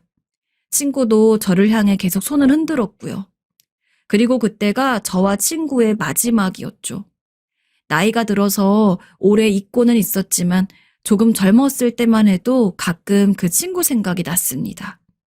유일하게 제가 모든 것을 믿고 이해할 수 있는 친구였고 제가 심적으로 많이 의지를 했었거든요. 다른 친구가 없던 것도 아닌데 이상하게 그 친구 외에는 저를 온전히 털어놓을 수 있는 사람이 없었습니다. 결혼하고 애들 키우고 삶에 치이느라 조금씩 그런 친구의 존재도 제 안에서 흐려져 가긴 했으나 그래도 한 번씩 생각이 나고 떠올려진 얼굴이었습니다. 거기다 막상 이렇게 예상치도 못한 곳에서 제 오랜 친구로 예상이 되는 할머니를 보게 되니 당장이라도 나가선 이야기를 나누고 싶었습니다. 충남아, 며느라, 그 할머니 좀 찾아주라. 내 동무다. 어머님 동무요? 응, 어렸을 때 둘도 없었던 고향 동무. 내가 이렇게 길바닥에서 만날 줄 꿈에도 몰랐다. 꼭 좀 찾아주라. 알겠어요, 어머님. 저 혼자선 찾을 수 있는 방법이 없었기에 주말에 큰아들 내외를 불러 앉히고는 사정사정을 했습니다. 국민학교 시절부터 알고 지낸 우린 친구였고 그 친구가 돈 벌러 가겠다고 서울로 떠나면서부터 연락이 완전히 끊겼었다. 그런데 얼마 전에 며느리랑 산책을 나갔다가 나무를 샀는데 그 나무를 팔고 있던 할망구가 내 친구랑 너무 똑같이 생겼더라. 확인이라도 해보고 싶으니 그 할망구가 어디 있는지 좀 찾아달라고. 아들과 며느리는 놀라며 수소문을 했습니다. 그나마 다행히 제가 그 친구 이름을 기억하고 있었기에 어렵지 않게 그 친구의 행방을 알고 있는 사람을 만날 수 있었습니다. 당시 친구가 나무를 팔던 횡단보도 앞에 안경집이 있었는데 거기 주인이 제 친구를 너무 잘 알고 있더라고요. 아, 점례 할머니 말씀하시나요? 아유, 당연히 잘 알죠. 우리 동네에 그 할머니만큼 발 넓은 사람 없을걸요? 비슷한 또래 할머니랑 할아버지들이랑도 잘 지내시고 나 같은 동네 가게 사람들한테도 너무 살갑게 대해주셔서 기억을 해요. 혹시 그 할머니 어디 사시는지 아시나요? 여기 계신 분이 저희 시어머니인데 시어머니가 점례 할머니랑 오랜 고향 친구이신데 점례 할머니가 먼저 서울로 올라오시면서 거의 60년이 넘게 연락이 끊기신 상황이었거든요. 근데 얼마 전에 우연히 여기서 나무를 파시던 할머니를 만나서 저희 시어머니가 대화를 좀 하고 싶어 하시는데 할머니가 어디 계시는지 몰라서 너무 속상해하고 계세요.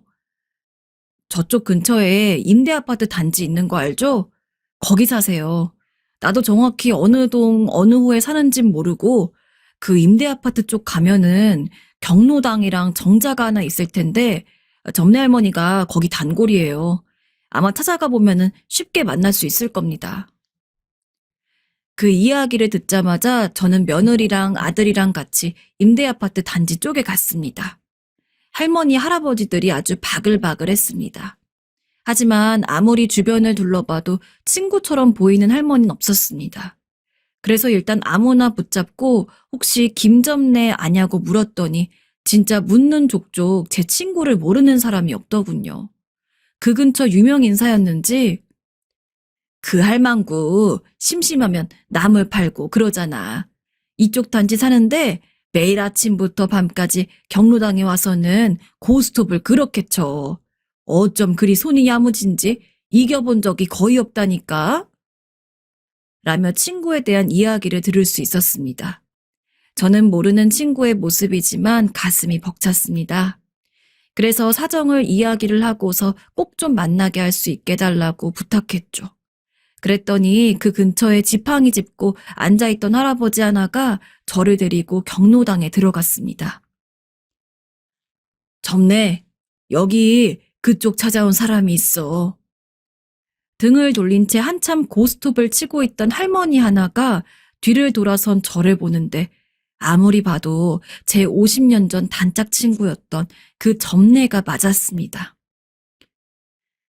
점례야, 나 정분이다. 기억 안 나? 초등학교, 관전 초등학교 나오고, 우리 맨날 감자설이하고 내과 가서 이야기하고 그랬잖아. 그러다가 네가 오빠 따라서 서울로 가서 돈법 다시고 헤어진. 나 그 정분이다. 이정분. 처음에 그 친구는 저를 보고 조금 갸우뚱한 얼굴이었어요. 그러다 이내 기억을 되찾았다는 듯이 얼굴에 미소가 번지고 눈가엔 작은 눈물이 글썽이더군요. 아니, 정분아, 네가 어떻게 여기 있어? 오메, 이게 무슨 일이야? 이게 무슨 일이야? 화투패를 내던진 채 저에게 온 친구와 부둥켜 안고 오열했습니다. 정말 다신 평생 못 볼 거라고 생각했던 친구를 이렇게도 이 넓은 대한민국 땅에서 우연히 만나게 되다니. 경로당에 있었던 모든 사람들도 박수를 치며 축하해 주었고 우리의 눈물은 계속되었습니다.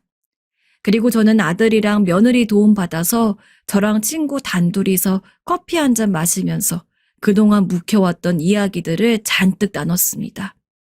그러다 보니까 친구가 서울로 떠난 뒤 얼마나 힘들게 살았는지도 알게 되었죠. 어렸을 적 오빠를 따라서 돈을 벌러 서울로 가긴 했으나 그 과정이 순탄치 않았다고 합니다. 친구의 오빠도 친구도 나이가 어리다 보니 괜찮은 일을 잡기 어려워서 한동안은 밥 한 끼 제대로 못 챙겨 먹었다고 해요. 그나마 자리를 좀 잡고 나서는 고향에 돈도 보내고 하며 어찌저찌 먹곤 살 수 있었다만 친구의 오빠가 사고로 일찍 죽으면서 졸지에 친구 혼자 서울에 남아서 일을 해야 되는 상황이 왔다고 합니다. 그래도 좋은 사람을 만나서 결혼은 했지만 이게 무슨 운명의 장난인지 남편과는 얼마 안 가 따로 살게 되었다고 합니다. 이유는 남편의 외도였죠. 정말 얼마나 징글징글했는지 몰라. 지금도 그때 생각만 하면 에휴.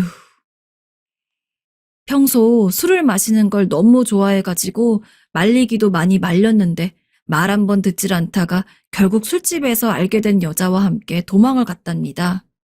그 덕에 친구는 어린 아들을 혼자 키워가면서 살았는데 이제 성인이 돼가지고 친구로서도 아들 다 키워놨으니 이제 괜찮겠지 하고 안도하던 찰나에 아들이 객사를 했다고 합니다. 그 충격으로 친구는 한동안 식음을 전폐하고 아들을 따라가려고 했다고도 해요. 내가 살아있는 것도 기적이지, 기적이야. 나같이 서러운 인생이 또 있을까 싶어서 얼마나 하늘을 원망했는지 모른다. 그나마 친구네 집 주변에 살던 다른 할머니와 할아버지가 위로를 해주고 매일같이 찾아와 주지 않았으면은 아마 지금쯤 친구는 이 세상에 없었을 수도 있을 거랍니다. 친구가 그렇게 힘들 때 제가 곁에 있어주지 못했다는 것이 너무 미안했습니다. 그래도 누구보다 일찍이 알던 친구였는데 비록 말뿐일지언정 곁에서 함께 해주고 위로의 말 한마디라도 건네줬으면 친구가 조금 더 일찍 정신을 차리고 자기의 삶을 살 수 있지 않았을까요? 네가 그렇게 힘들었는데 내가 그거 하나 몰랐다는 게 너무 원통하고 미안하다, 점례야. 내가 하루라도 너를 빨리 찾았다면 더 좋았을 건데. 무슨 그런 소리를 해. 아무것도 몰랐는데 네가 미안할 게 뭐 있니? 나는 그래도 오늘 너 만나서 내가 살아있는 게 다행이라고 생각한다. 죽었으면 무덤에서나 만났을 거 아니야. 현재 친구는 나라에서 준 임대 아파트에서 20년째 살고 있고 기초수급자로 달에 몇십만 원씩 조금 나오는 거 가지면서 가끔 심심할 때마다 소일거리로 나무를 판다고 했습니다. 그리고 그날도 오랜만에 나무를 팔려고 나왔던 거고 저와 우연히 마주치게 된 거였죠. 그래도 자식들 잘 둔 덕에 말년엔 풍족하게 살고 있는 저랑 달리 잔뜩 구부러진 허리로 지금까지도 가난하고 힘들게 고생하며 살고 있는 친구를 보니까 마음이 너무 좋지 않았습니다. 처음 오랜만에 친구를 만났을 때도 저 할머니는 어쩜 저렇게 허리가 휘었대? 란 생각이 들 정도로 친구는 또래의 다른 할머니들에 비해서도 허리가 정말 곱추처럼 흰 편이었는데 잘은 몰라도 젊었을 적 그리고 나이 들어서도 쉬지 못하고 계속 고생을 하다 보니까 언제부턴가 그렇게 허리가 굽었다고 하더라고요. 너 우리 아들이랑 같이 서울의 유명한 병원 좀 한번 가자. 돈 걱정은 하지 마. 너 오랜만에 봤는데 내가 그런 수술 하나 못 시켜주겠니? 아니야. 금방 곧 죽을 사람 무슨 돈 들여서 수술은 수술이야. 난 이제 적응돼서 이게 더 편해. 나 안 할 테니까 괜한 소리 하지 말어. 아니야. 이렇게라도 해야 내 마음이 편해. 아, 얼른. 저는 계속 만류하는 친구를 억지로 데리고서 큰아들 차를 타고 병원에 갔습니다. 하지만 미리 대학병원에 예약을 해두었는데 의사 말을 들어보니까 이미 허리가 굽은 지가 너무 오래되어서 물리치료 같은 간단한 치료만으로는 절대 허리가 돌아올 수 없다고 하더라고요. 대신에 수술을 하면 아주 젊은 사람들처럼 꼿꼿한 허리가 아니라고 하더라도 그래도 비교적 다른 노인들이랑 비슷한 정도로는 허리가 필 수 있을 거라고 하길래 몇 달 뒤에 수술 예약까지 잡아두었습니다. 지금 당장이라도 수술을 시키고 싶었지만 그 의사가 워낙 유명하다 보니 몇 달을 기다려야 하는 상황이었습니다. 고맙다. 고마워. 저는 눈물을 글썽이며 병원 앞에서 말하는 친구의 두 손을 옛날 어릴 적처럼 꼭 잡아주었습니다. 친구에게 도움이 될 수 있어 다행으로 여기면서요. 아쉽긴 해도 지금은 수술 전까지 친구랑 거의 매일같이 만나서는 수다도 떨고 밥도 먹고 하고 있어요. 제가 친구네 집에 초대를 받기도 하고 친구를 저희 큰아들 집에 초대해서 식사를 하기도 하고 가끔은 경로당에서 같이 점 10원짜리 고스톱도 칩니다. 너무 어렸을 때 헤어져서 오래도록 못 만난지라 처음에는 친구와 무언가를 같이 한다는 상황 자체가 참 어색하고 이상하게 느껴지고 그랬는데 지금은 언제 그랬냐는 듯 다시 친구가 없으면은 너무도 쓸쓸하고 외로운 인생이 될 것 같아서 이렇게 평생 함께 지내고 싶은 심정입니다. 탱탱하고 뽀얗던 어린 소녀에서 주름 많고 쭈글쭈글 늙은 할머니가 될 때까지 솔직히 얼굴을 본 날보다 못 본 날이 훨씬 많지만 그럼에도 마음 깊이 친한 친구라는 건 그러한 공백 기간과는 상관없이 여전히 친밀한 감정이 드는 것 같아요. 요새는 서로 어렸을 때 이야기를 하고는 하는데 옛날 생각하면서 깔깔 웃고 그러다 보면 어린 시절 기억에 젊어지는 기분도 듭니다. 저나 친구나 다 늙어가지고 냉정하게 말해서 언제까지 살런지는 나도 모르겠습니다. 하지만 이렇게 힘들게 다시 만난 만큼 죽을 때까지 평생 함께 할랍니다. 내가 글을 잘 못 써 며느리가 사연 보내는 걸 도와주는데 잘 전달됐을지 모르겠네요. 모쪼록 여러분들 옆에도 오랜 친구가 있으면은 꼭 소중히 해주시기를 바래요. 원래 가족만큼 소중한 것이 친구이니까요. 처음으로 이런 데에 글을 올려보는데요. 저 혼자만 알고 있기 너무 아까워 그간의 속풀이도 할 겸 써봅니다. 요즘 같은 때에도 시집살이 시키는 사람들이 있냐고 하던데 전 충분히 그렇다고 말할 수 있어요.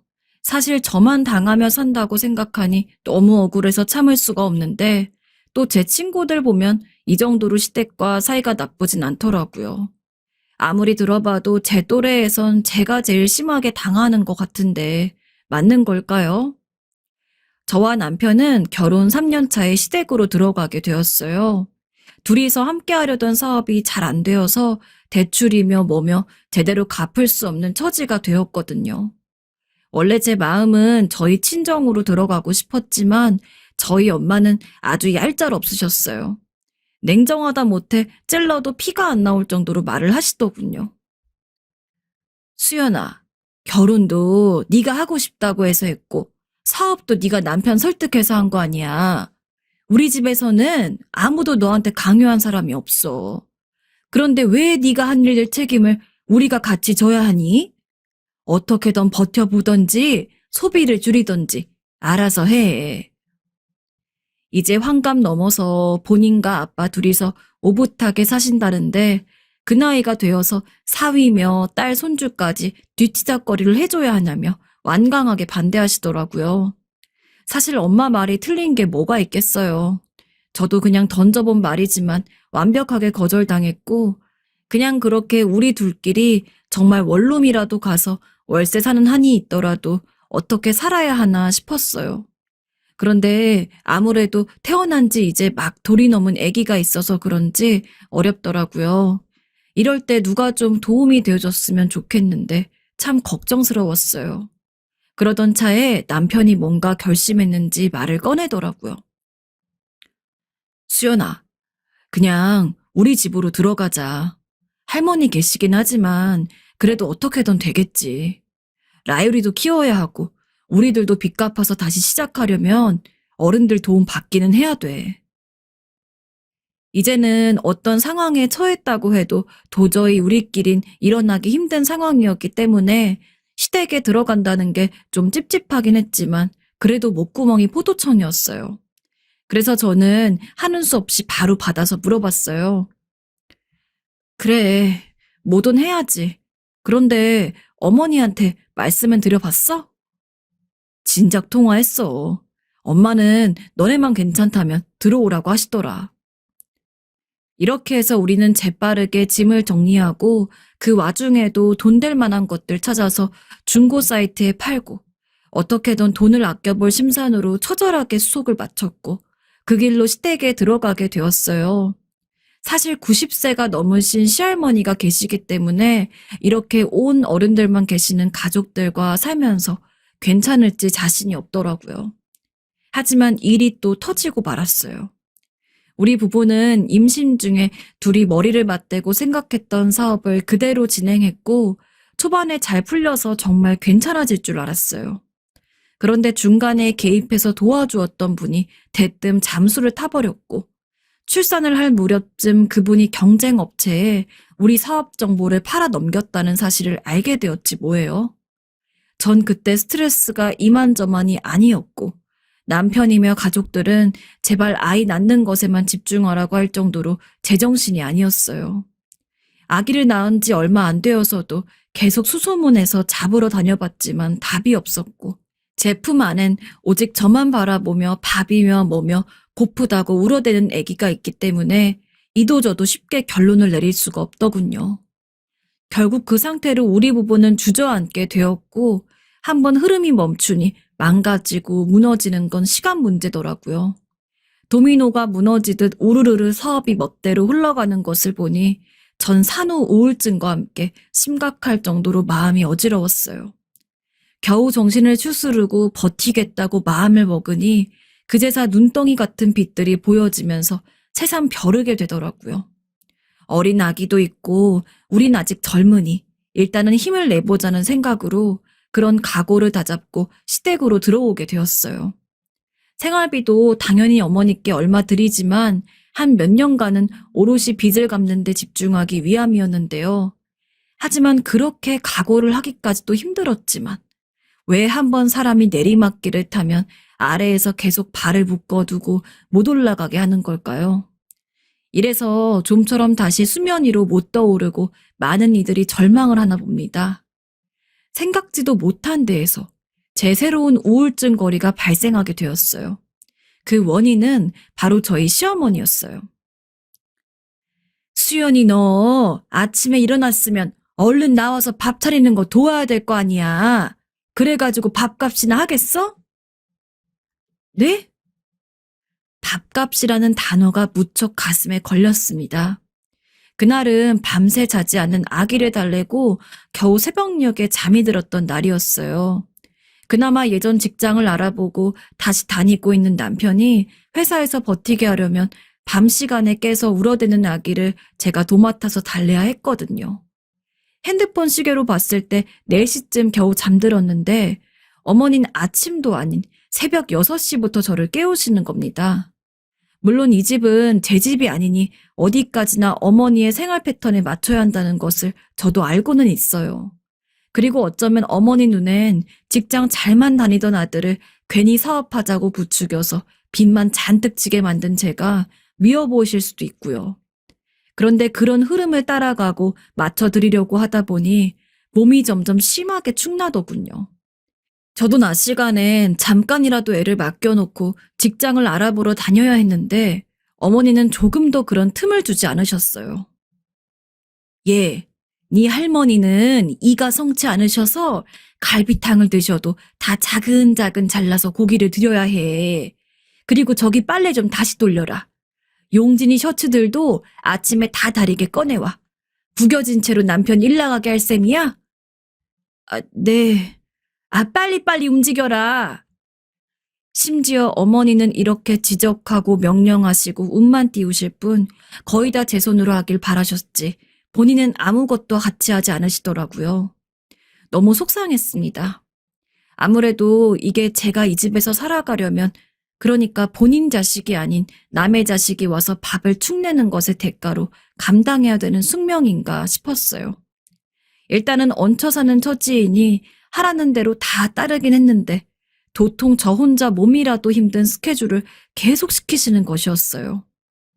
애기는 수시로 울면서 놀아달라, 밥 달라, 졸리다 하면서 짜증내고 하는데 어머닌 그때마다 이중으로 저에게 일거리를 주시더군요.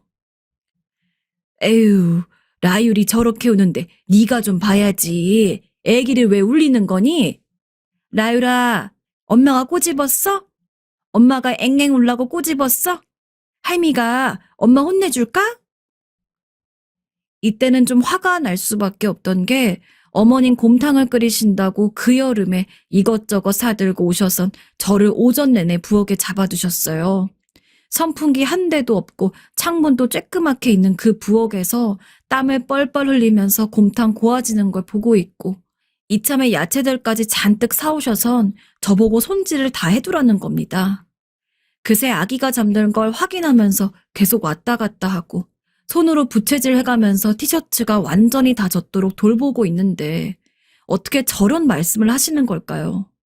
같은 말이라도 그렇지. 어쩜 저렇게 얄밉게 말하시는 건지 제 자식이 울길 바래서 일부러 꼬집는 엄마가 어디 있다고 말이에요.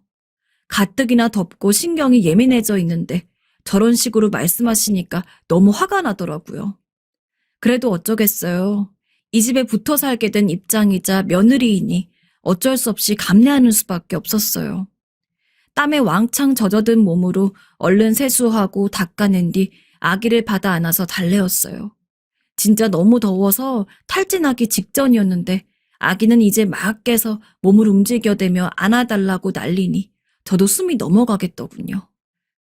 밤새 잠도 2시간도 못 잔 상태로 그러고 있으려니 허리도 너무 아프고 몸이 보통 힘든 게 아니었는데 어머니는 아기가 잘 땐 저에게 온갖 집안일을 다 시키시더라고요.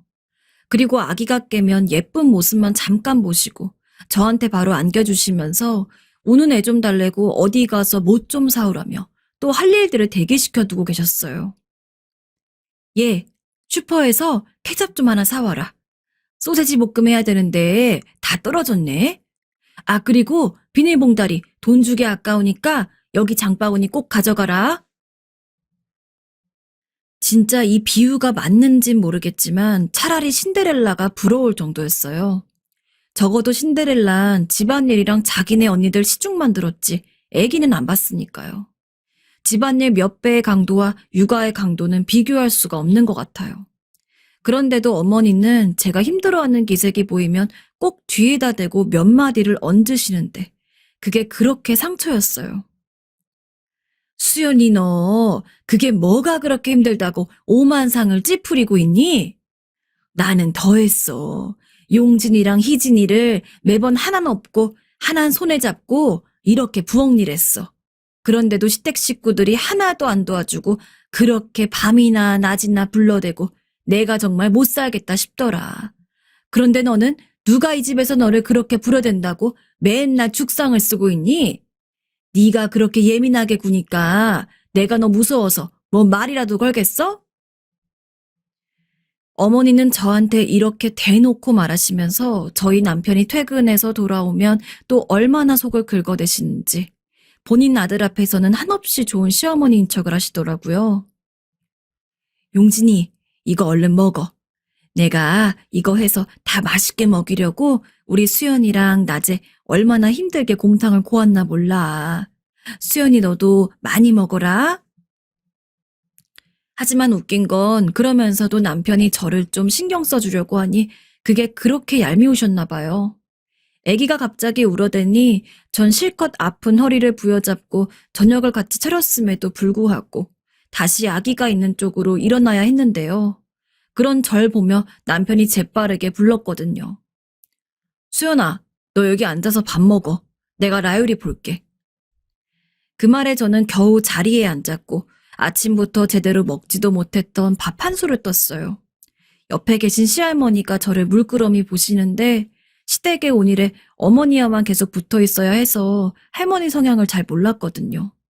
왠지 좀 신경 쓰여서 할머니 쪽을 쳐다봤는데 할머니도 대뜸 말하시더군요. 근데 그 순간 왜 약간 눈물이 날 것 같았는지 제가 마음이 좀 정상적인 상태가 아니었나 봐요. 아마도 우울 증세도 있고 그랬으니까요. 많이 먹어라 이러시면서 제 밥그릇 위에 갈치살을 발라서 올려주시더라고요.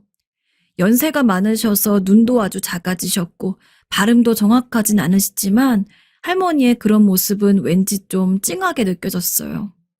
아무튼 제가 그렇게 앉아서 밥을 먹고 남편은 서서 아기를 안고 보고 있는데 어머니는 그게 마음에 안 들었는지 계속 앓는 소리를 하시는 거예요. 용진아, 너도 밥 먹어야 될 텐데 어떡하냐. 회사 다녀와서 힘들 텐데. 애기는 엄마가 봐야지. 얼른 애기 아빠 밥 먹게. 수리 너 얼른 먹어라. 우리 용진이는 밥 못 먹어서 어떡하니. 솔직히 말해서 남편은 아침에 출근함과 동시에 회사에서 잘만 먹고 다니고 커피까지 동료들과 사 마시고 다니고 저녁도 이렇게 상다리가 부려지게 먹는데 대체 뭘 그렇게 걱정하시는지 이해가 안 되더라고요. 그나마 할머니가 저를 정감 있게 챙겨주신 모습 하나에만 집중하고 싶을 정도로 저는 무척 피로감이 커져 있었어요. 그런 상태로 한 달, 두 달이 지나고 있고 전 갈수록 신경이 미친 듯이 예민해지는 것을 느꼈어요. 밤에 아기가 자꾸 깨고 하니까 저도 원만히 잘 수도 없었지만 차라리 이런 상태로 매번 어머니한테 시달리느니 진짜 우리들끼리 작은 원룸이라도 얻어서 나가는 게 낫지 않을까 싶더라고요. 차라리 그렇게 해서 몇 달에서 1년 가까이 좀 허리띠를 졸라매고 사다가 이후에 아이를 어린이집에 맡기고 일하는 게 나을 것 같았어요. 왜냐면 어차피 어머닌 이미 아기를 봐주시는 것도 무엇도 아니었고 제가 일을 알아보러 외출을 하는 것도 하나하나 트집을 잡으셨거든요. 왠지 빚을 안 갚고 그냥 이렇게 본인 집에 묶어놓고 종처럼 부리실 생각인 것처럼요. 그래서 인터넷으로 혼자 원룸도 알아보고 그랬어요. 몰래 말이죠. 그러다 도저히 안 되겠어서 남편에게 상의를 했던 내용은 아니지만 저도 어머니께 한마디를 하게 되었어요. 그날은 뭘 해도 제어가 안 될 정도로 제 감정이 폭발해 버렸거든요. 몇 년 동안 못 봤던 친구가 집 앞까지 왔다길래 잠깐 나가려 하는데 너 애는 안 보고 어딜 가려는 거야? 할 일이 태산인데 지금 이거 나보고 다 하라는 거니? 라며 혼을 내시더라고요. 정말 똑같이 돈도 못 벌고 애만 봐야 하는 환경이라면 차라리 저와 남편이랑 애 셋이서 사는 게 낫지. 뭐하러 여기서 어머니한테 시달리며 살아야 하는 걸까요? 그래서 한마디가 나가버렸죠. 어머니, 빚을 갚는 게 목적으로 이 집에 온 건데 제가 나가서 일도 못하게 이렇게 붙잡아 두시면 어떡해요? 결국 이러면 전 다른 방법을 찾는 수밖에 없어요. 벌써 여기 들어온 지 얼마나 됐는데 자꾸 이렇게 집에만 있으라고 하시면 다음 달이라도 저는 용진 씨랑 라율이랑 함께 원룸이라도 얻어서 나가겠습니다. 예상은 했지만 역시나 어머닌 앞뒤 안 보고 소리를 고래고래 지르면서 눈이 벌개지시더군요. 근데 화내시는 것보단 내용 자체가 너무 황당하고 소름 끼쳤어요. 뭐야? 수연이 너 내가 고분고분 받아주니까 지금 장난하니?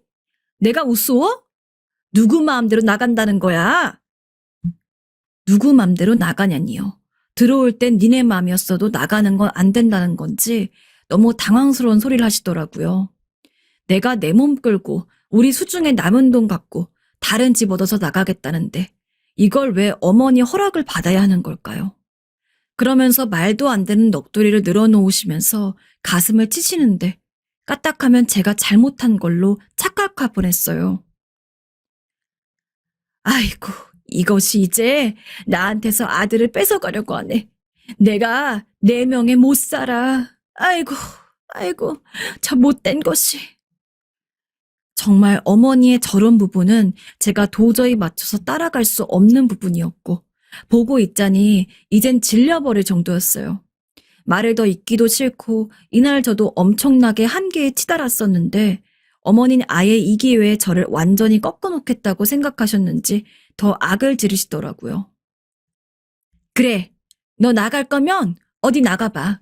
대신 곱게는 못 나가. 내가 너한테 뭘 어쨌다고 무슨 죄를 그리 지었다고 그런 사나운 말을 해대는 거야? 우리 아들 돈을 갖다가 죄다 써버려 놓고 뭐가 어쩌고 어째? 돈 벌어주는 남편 고마운 줄은 모르고 말이야. 너 아직도 고마운 줄 모르지? 어머니는 곧 죽어도 제 탓만 하시면서 저만 자기 아들 앞길을 막은 인간 취급하시더라고요. 이쯤 되니 전 기가 막혀서 어머니가 하시는 말을 어느 정도 흘려듣게 되었어요. 그런데 제가 대강 들으려고 하는 걸 곳에 눈치를 채셨는지 선을 넘으시더라고요. 야, 네가 뭔데 내 말을 무시해? 이게 시어미를 아주 뭘로 보는 거야? 한 집에 있으니까 진짜 별꼴을 다 보는 것 같아서 이땐 저도 고개를 확 돌려서 노려보게 되더군요. 근데 갑자기 그때 방문이 열리면서 웬 소리가 들렸어요. 애미 너 뭐 하는 거냐? 이 소리는 어머니가 저한테 한 소리가 아닌 할머님이 어머니께 하시는 소리였어요. 어머니는 계속 저를 향해 어깨를 들썩이며 사납게 노려보고 계시다가 할머니가 부르시니 소리를 억지로 죽이시더군요. 아무것도 아니에요, 어머니. 평소 두 분이 대화하는 걸 그닥 많이 본 적은 없어서 저도 이 광경이 조금 신기하긴 했어요. 내가 안에서 다 들었는데 뭘 아니라는 거냐? 용진이 얘기랑 왜 그러는 거야? 할머님은 늘 저한테 남편 이름과 더불어 애기라고 부르셨어요. 평소 접점이 별로 없으니 호칭도 딱히 없기도 했었고요. 아무튼 제 3자가 끼어들게 되니 이 거칠고 숨막히는 공기가 조금은 옅어지는 것 같았는데 다시 사나워지게 되었어요. 할머님은 생각보다 무서운 분이셨습니다. 너는 내가 우습게 보이냐 진짜? 네? 저와 어머니는 동시에 대답했어요. 90세쯤 되신 할머님이 어디를 보는지 모르겠는 작은 눈으로 덤덤히 말씀하시는데 그게 왜 그렇게 무섭게 들렸을까요? 저한테 하시는 소리일 것 같진 않았지만 왠지 모르게 긴장하고 있던 사이 그새 할머님이 어머니 쪽으로 몸을 기울이시더군요. 내가 이 집에 있는데도 지금 큰 소리를 내고 있어? 네가 염치가 있긴 하냐? 내가 너 조용히 있으라고 몇 번을 말했어. 어? 저는 이 상황이 도무지 적응이 되지 않아서 이 집에 있는 몇 달간 낮에 매번 주무시는 할머님 모습밖에 못 봤기 때문에 좀 낯설었어요. 그리고 어머니가 그렇게 궁지에 몰린 듯한 표정을 짓는 것도 처음 봤고요. 어머니, 방에 들어가셔요. 제가 들어가서 말씀을 드릴 테니까. 야, 니는 진짜 언제 정신을 차리겠냐? 어? 순식간에 할머님이 어머니의 묶은 뒷머리를 잡아서 아래로 낚아채시는데 나이 드신 분이 어쩜 그렇게 힘이 세신 건지. 그래서 저 연세껏 아직 간병인 안 쓰시고 집에 계신가 싶었어요. 일단은 그걸 떠나 이 상황이 너무 겁이 나서 말이 제대로 나오지도 않더라고요. 어머니는 그대로 확 꺾여 주저앉으셔서 저에게 얼굴이 안 보이도록 돌아앉으시는데 모든 게 순식간에 일어난 일이라 전 너무나 어버버했어요. 할머님은 그대로 딱딱하게 할 말을 쭉 하시는데 듣는 내내 무슨 아코디언이 쫙 펼쳐졌다가 줄어들 듯 너무 충격적인 내용이라서 입이 절로 벌어지더라고요. 대체 우리 어머니는 뭐가 그렇게 잘나서 그동안 저에게 무시를 해댔던 걸까요? 이날 할머님 말씀으로 모든 상황이 저에게 다 알려진 이상 어머니는 이후로 저에게 입도 뻥끗 못하게 되셨지만 말이에요. 네가 우리 영식이 두고 밖으로 나돌면 바람펴대던 걸 내가 영식이랑 어린 용준이 불쌍해서 봐주고 걷어주고 네가 잘하겠다고 해서 눈 감고 살아줬더니 적당히 해야지 도가 지나친 거 아니여? 할머님의 발음이 분명하진 않지만 주르륵 쏟아내며 소리 지르는 내용들을 종합해보니 우리 어머니는 평범한 인생이 아니셨더라고요. 남편이 어렸을 때 바람을 피셨고 이후로도 한 번 더 피셨다가 그때는 할머님께까지 걸리게 되셨던 모양이에요. 그래도 할머님은 아버님과 제 남편을 생각해서 어떻게든 덮고 넘어가셨고 대신 이 집에서 같이 모시고 사는 조건으로 봐주셨던 것 같아요. 90세가 넘으시면서부터 쉬게 되신 거지 그전엔 제법 정정하셨기 때문에 밥이며 뭐며 본인이 며느리를 혹여라도 들볶는 모양새가 될까 싶어 홀로 다 해오셨던 것 같아요. 어머닌 완전 삶은 오징어처럼 얼굴이 벌개지셔서 맞받아치시는데 본전도 못 건지셨어요. 어머니, 이건 얘랑 제 일이에요. 그러니까 야, 네가 무슨 씹살이 했다고 그러냐? 네 한창 똘끼 부리고 다니던 40대도 안 시켰던 시집살이를 60 넘어서 당해볼려? 그래야 정신 차리겠냐? 어머니, 아니 그게 너 똑바로 말해봐봐. 내가 네 씹살이 시켰냐고? 어머님, 죄송해요. 알겠어요. 제가 잘못했어요. 그러니까 결국 우리 어머니는 시집살이라고는 해본 적이 없던 사람이었어요. 그러면서 괜히 저한테 별 고생을 다 해본 양 온갖 죽는 소리를 해가면서 부려먹었던 거고요. 본인도 제대로 해본 적이 없으니 저한테 잔뜩 시켜가면서 안 해도 될 일거리까지 만들어가며 자기 밑으로 아랫사람이 들어온 걸 누리고 싶었던 거였고요. 그러니 그런 제가 나간다고 하니까 저 난리를 피운 거예요. 할머님이 본인한테 뭘 시킨 적은 없이 편히 살곤 있지만 어찌되었건 바람피고 시댁에서 들어와서 사는 며느리였으니 떳떳하지 않고 스스로 눈치를 봤던 모양이에요. 그런데 아들의 손녀까지 끼고 처음으로 자기가 뭘 누려보는 상황이 되니까 그걸 포기하기가 싫어서 저를 그렇게 부려먹으려고 혈안이 된 거였어요. 생각할수록 진짜 못된 신부 아닌가요? 할머님은 왔다 갔다 하며 나름 제가 힘들어하는 걸 눈치채셨던 것 같은데 이날따라 목소리가 너무 크게 나니 참다 못해 나오셨던 것 같아요. 어머니는 그대로 고개를 완전히 수그리고 입을 다무시더니 그 상태로도 뭐가 그렇게 기분이 나쁘신지 연속 중얼중얼 거리시더라고요. 너 할 말 있으면 입 벌려서 말해라. 확 주둥이 비틀어 버리기 전에. 말해 보라니까 왜 입을 다물고 있어? 저는 내내 입을 벌리고 그냥 멍하니 벽에 기대 서 있었고 어머니는 그대로 해골 마냥 입을 쏙 집어 넣으시는데 웃으면 안 되는데 왜 그 광경이 이렇게 웃긴 걸까요? 할머님이 어머니에게 있어 이런 존재일 거라고는 진짜 꿈에도 생각을 못했어요. 아마 이렇게 화를 내신 적이 별로 없지 않았을까 싶더군요. 할머님은 그렇게 호통을 치시더니 저를 쓱 보고 딱 한마디만 하셨어요. 근데 그게 왜 그렇게 마음에 남는 걸까요? 용진애기, 네 할 말 있으면 하고 살아. 사람이 떳떳하면 할 말 해도 되는 거다. 네가 바람을 폈냐, 뭘 했더냐. 남편 끼고 새끼 끼고 잘 살아보려다 그리 된 게 아니냐. 그리고 네 있고 싶을 때까지 편히 있어라. 솔직히 이 집은 저에게 있어 시댁이지만 어머니의 집이 아니고 할머님 집이었어요. 저렇게 편을 들어주시니 진짜 사람이 죽으란 법은 없는 건가 싶어 울컥하더라고요. 사실 어머니만 생각하면 당장이라도 도망 나가고 싶었지만 금전적으로는 우리가 장기적으로 고생하게 될 판이긴 했어요. 할머님도 손주네 부부가 사업 빚지고 들어온 걸 알고 허락해 주신 걸 텐데 저렇게 어머니와 저의 불화가 심하다 보니 나서신 것 같고요. 어머니와 또 한 번 부딪히면 뭐라고 말을 해야 하는 건지. 전 속이 시원하긴 했지만 한편으론 그렇게 저한테 난리를 치고 못되게 구시던 분이 얼마나 민망하고 수치스러울까 싶어서 제가 외려 더 껄끄럽더라고요. 그런데 어머니는 이후로 제 남편이 출근하면 도망치듯 문화센터니 뭐니 어디 간다고 나가버리시고 접촉을 피하고 계셔요. 그 덕에 제가 그럭저럭 집안일을 하고 있긴 하지만 어머니 한 분만 안 계셔도 일이 편할지 몰랐어요. 외려 지금은 할머님이 제 딸을 데리고 같이 들어가서 주무시기도 하고 깨면 거실에서 놀아주시느라 너무 편해졌어요. 저는 이전보다 근심거리가 확연히 줄어들어서 요즘에는 그럭저럭 다시 일을 찾아보고 있고요.